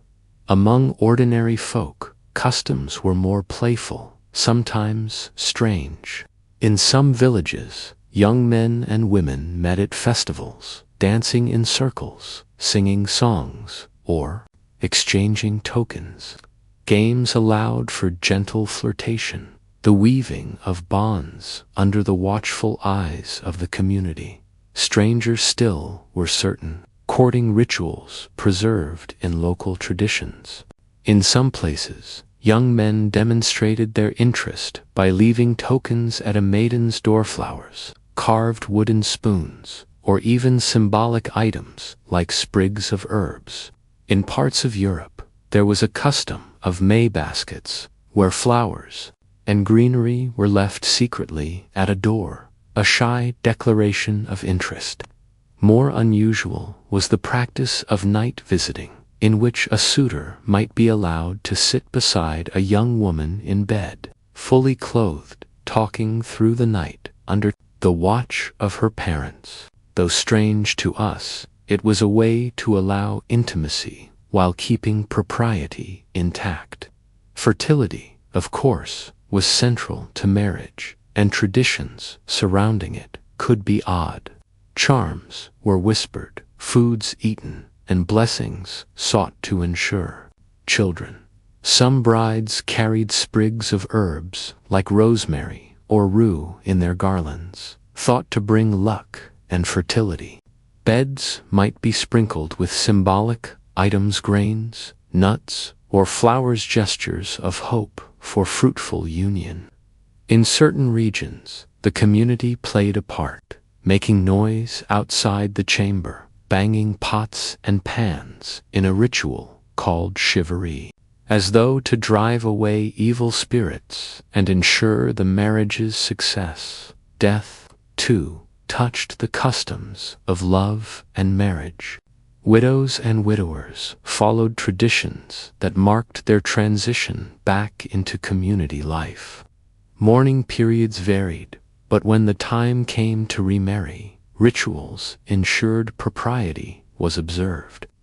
In some places, a widow's second wedding was quieter, less adorned, though still marked with the same curious blend of solemnity and festivity.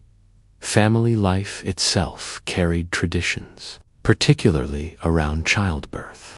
Birth was dangerous, and rituals sought to protect mother and child. Charms were worn, prayers whispered, relics kept close at hand. Baptism followed swiftly, often within days, to ensure the child's soul was safe. The community gathered godparents, chosen, candles lit, and blessings given. Gifts might be presented, sometimes practical, sometimes symbolic. These traditions were not only spiritual but social, weaving the newborn into the fabric of community. Some traditions feel almost playful, even humorous, when seen from afar.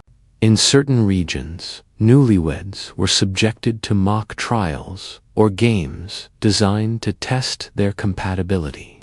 Friends might sneak into their home and rearrange belongings or hide items, turning the first day of marriage into a puzzle. In others, neighbors banged drums or shouted outside the window if the couple delayed too long in formalizing their bond.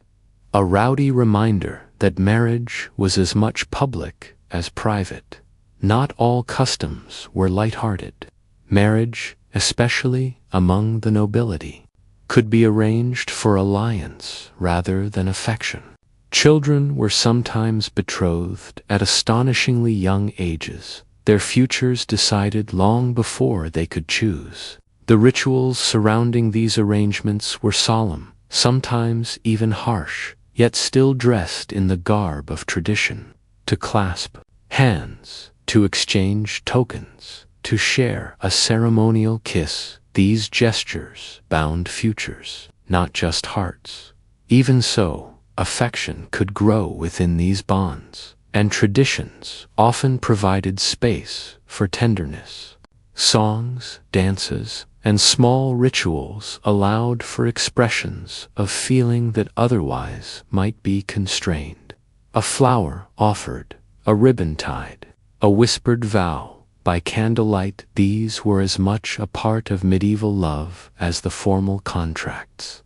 Imagine, if you will, a village wedding. The church porch is crowded, neighbors pressing close, the priest's voice steady as vows are spoken. The bride's gown, not white but bright with color, catches the light. A ring is slipped onto her finger, hands clasped, a knot tied in ribbon around their wrists. Outside, tables are set, ale flows, songs begin. Children chase each other between benches, laughter rising with the smoke of roasting meat.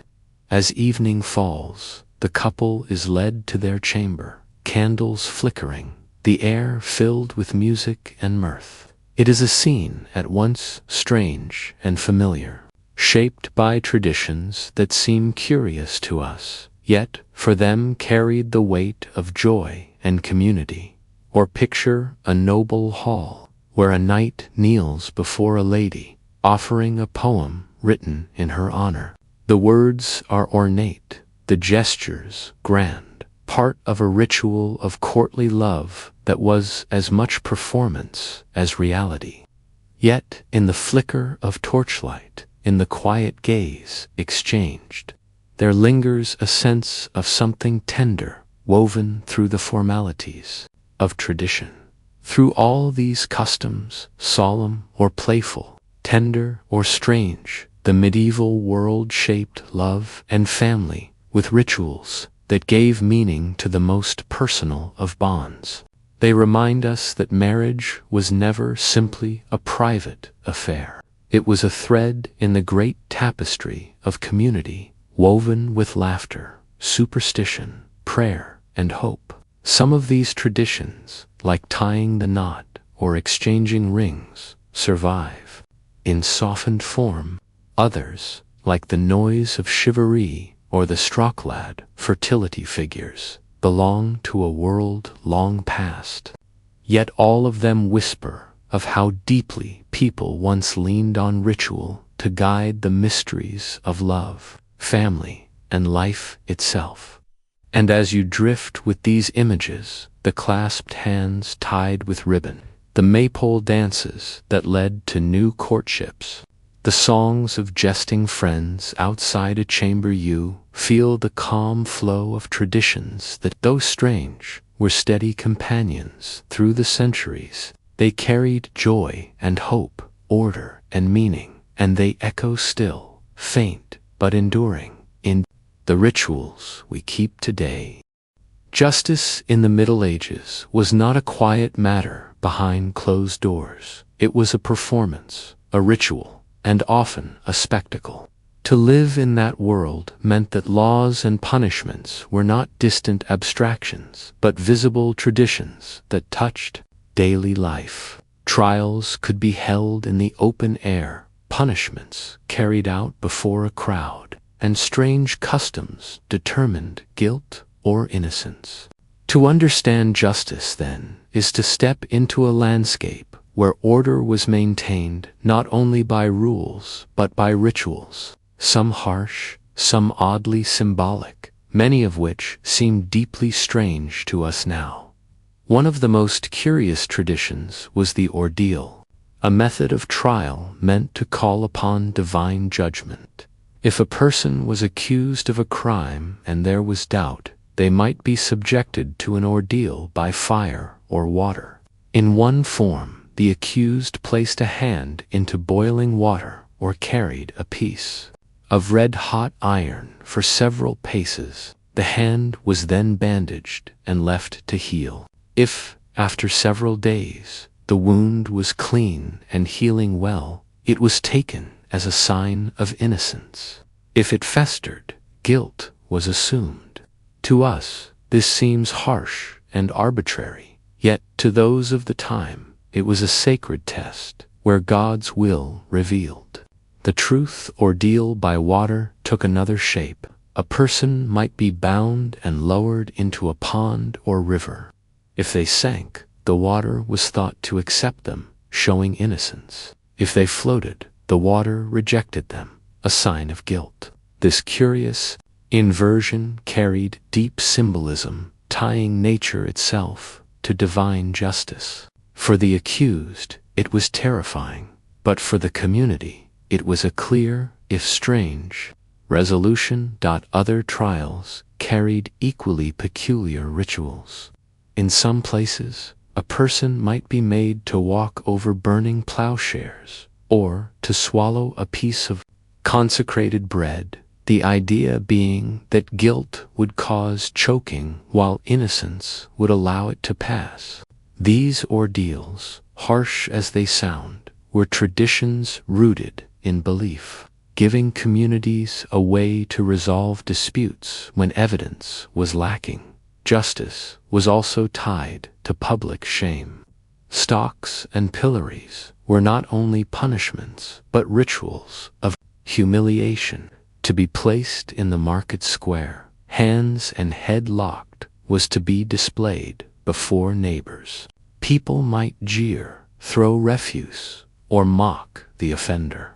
The punishment was not simply physical discomfort, but the stripping of dignity. A tradition designed to restore order by making wrongdoing visible. Charivari, a noisy tradition mentioned earlier, in connection with weddings, could also serve as a form of community justice. If someone behaved scandalously, marrying too quickly, mistreating a spouse, or acting against social norms, the village might gather outside their house, banging pots and pans, shouting and mocking until the offender acknowledged the shame. It was not a punishment ordered by law, but a ritual carried out by neighbors, a way of enforcing custom through noise and ridicule. Animals, strangely enough, were sometimes put on trial. Records survive of pigs, goats, and even insects being charged with crimes, tried in court, and in some cases executed.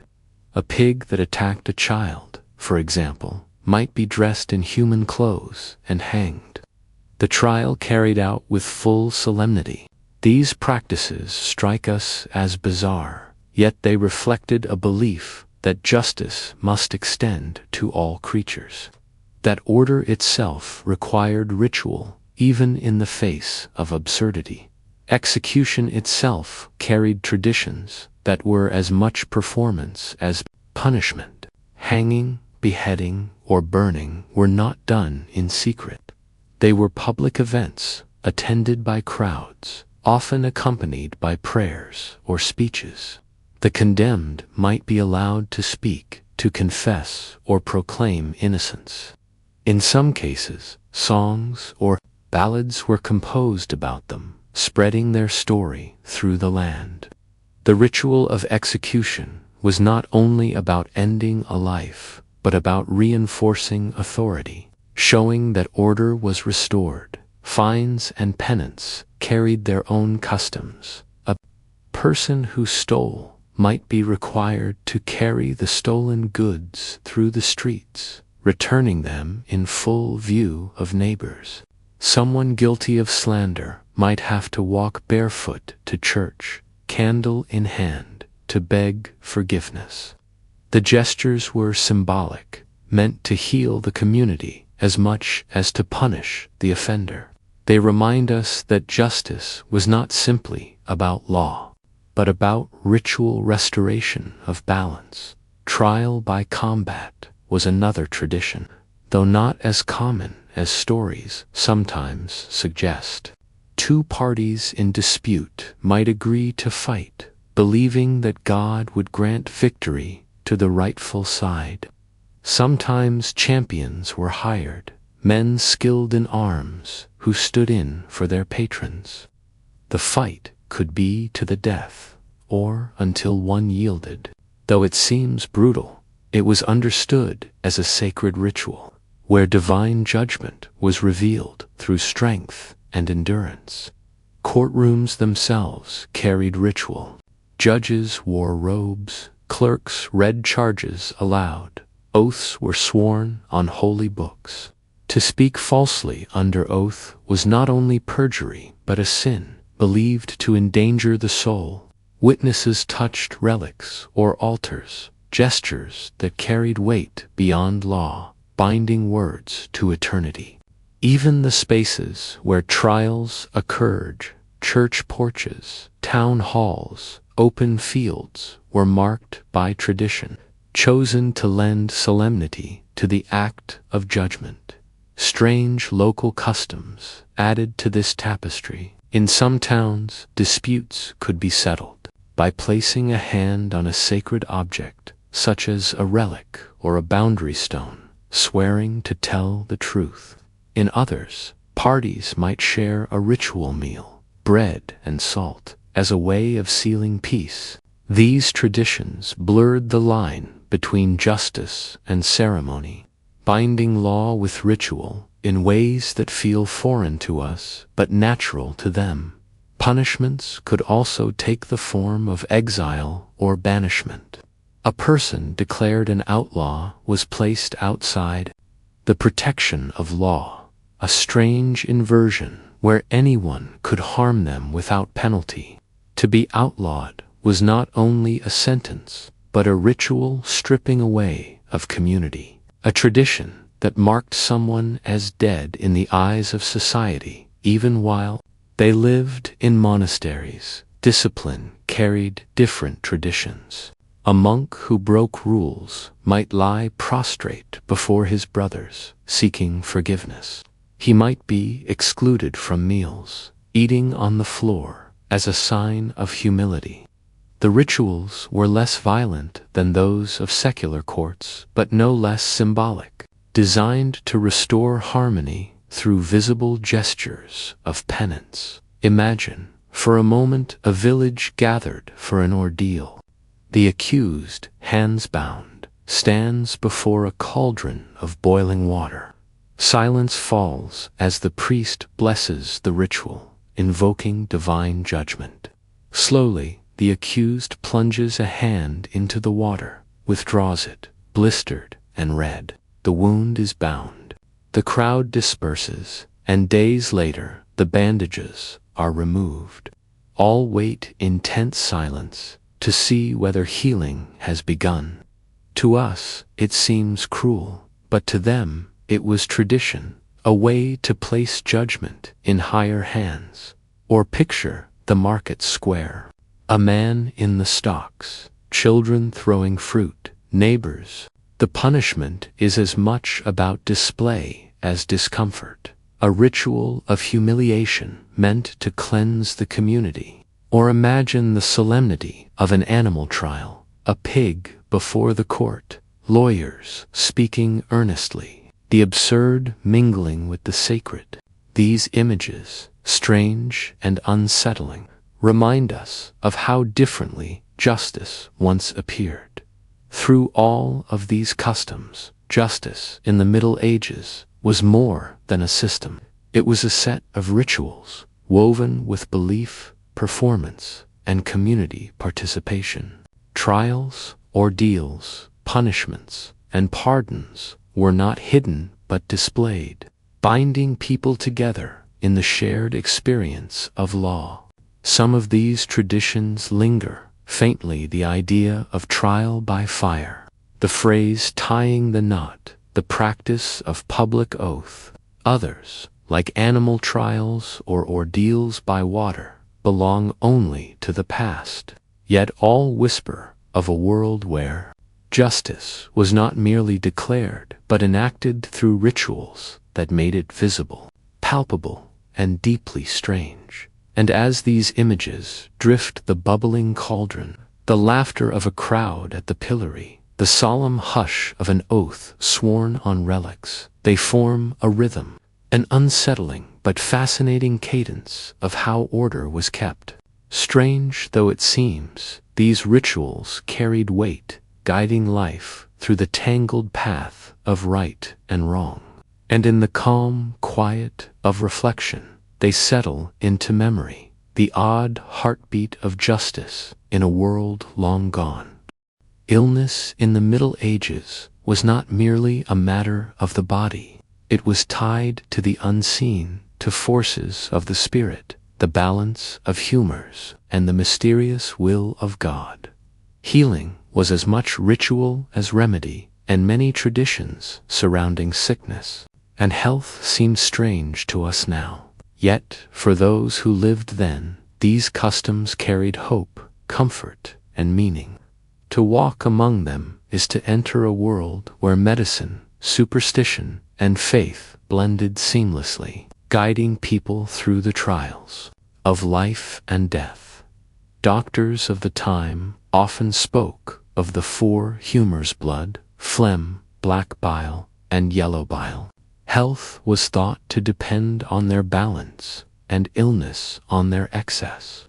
Thus, treatments often aimed not at curing a disease as we would think of it, but at restoring balance. Bloodletting, for example, was a common practice, done with leeches or lancets, releasing blood in hopes of easing fever or pain.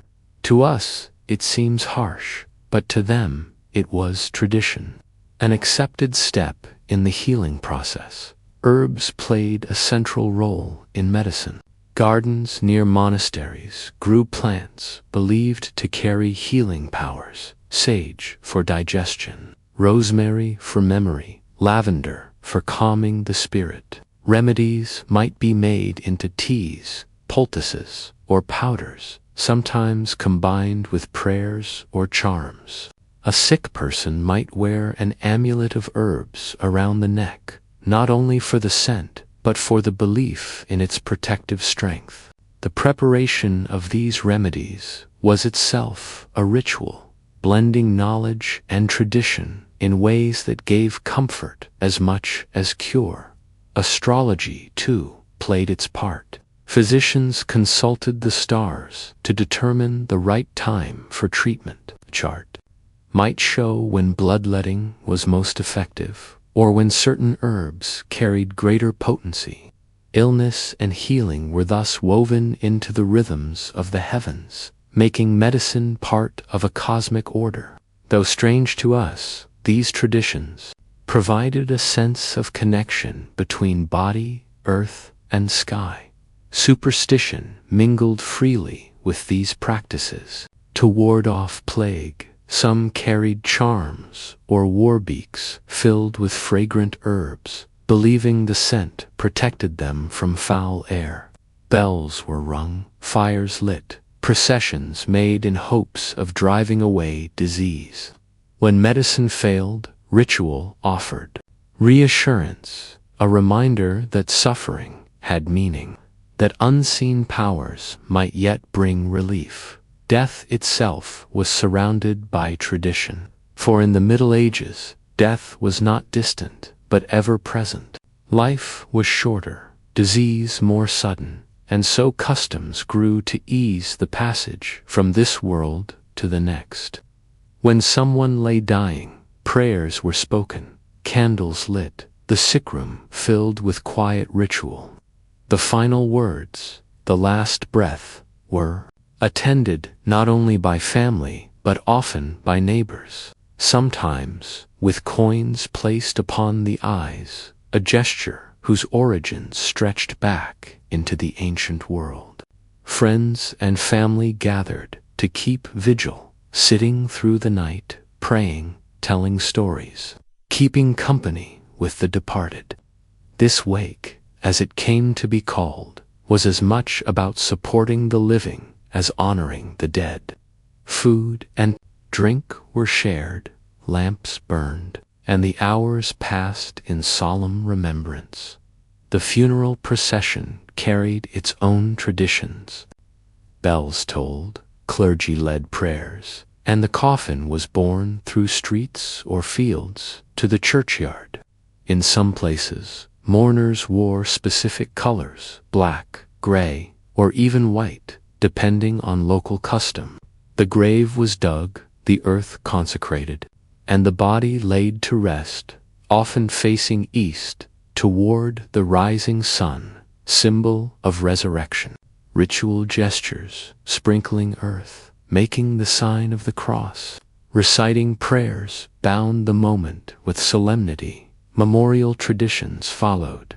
Masses were said for the dead, candles lit, offerings made. Anniversaries were remembered, sometimes with feasts or gatherings, ensuring the departed remained part of the community's rhythm. To forget the dead was unthinkable. To remember them through ritual was to weave them into the fabric of life, even after their passing.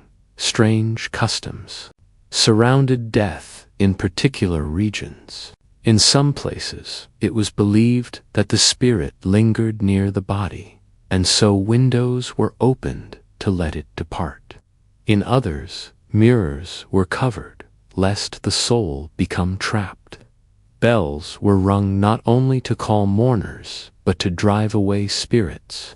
These gestures, curious to us, were to them essential, protective rituals that eased the passage between worlds.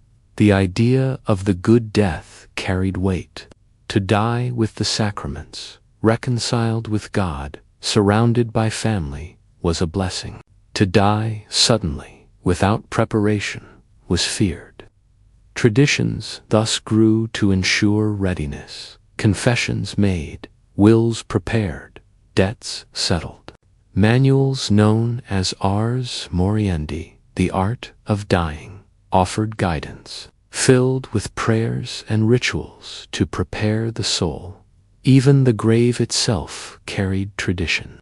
Crosses marked Christian burials, but sometimes other symbols appeared: carvings of tools, animals, or plants, reflecting a person's life. Graves were often near the church, for closeness to holy ground was thought to aid the soul. Yet over time, bones might be exhumed to make room, placed in ossuaries, where skulls and bones were stacked neatly, forming silent, strange memorials. To the community of the dead, odd beliefs touched even the fate of the body. Some thought that the unburied dead might walk, returning to trouble the living. To prevent this, traditions grew of placing stones in mouths, binding limbs, or piercing bodies, strange and unsettling rituals meant to ensure rest.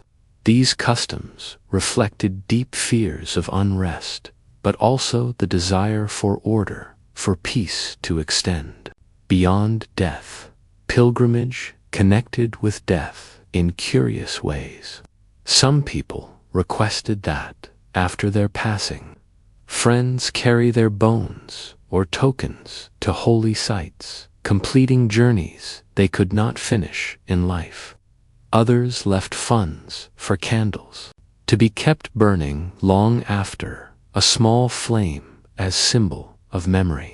These traditions bound the living and the dead together, stretching across time in rituals of remembrance. Imagine, for a moment, a sick room lit by candlelight. A figure lies quiet, family gathered, prayers murmured softly. A priest lifts a small vial of oil, anointing the brow, the hands, the chest, a gesture of comfort for body and soul. Outside, the night is silent, but within the room, ritual carries weight, holding fear at bay. Or picture the churchyard at dawn. A grave is open, the coffin lowered, earth scattered with care. Bells toll slowly, each note a mark of farewell. Around the grave, neighbors stand with bowed heads, the air filled with solemn words. A charm whispered, a herb placed beneath a pillow, so that life might continue. Through all these traditions, from curious remedies to solemn funerals, the medieval world gave shape to the mysteries of life and death. They remind us that, in a time when uncertainty was constant, ritual offered comfort. Strange though some may seem, coins on eyes, herbs around the neck, bones stacked in silent chambers, they carried meaning, binding communities together in hope and remembrance. As these images drift the herbal gardens of monasteries, the flickering candles of a deathbed, the tolling bells of a funeral, they form a gentle rhythm, soothing in its repetition. They speak of how people once faced sickness and death, not with silence, but with tradition, weaving ritual into every step of the journey, and in that rhythm lies calm, a steady heartbeat across centuries, carrying us softly into rest.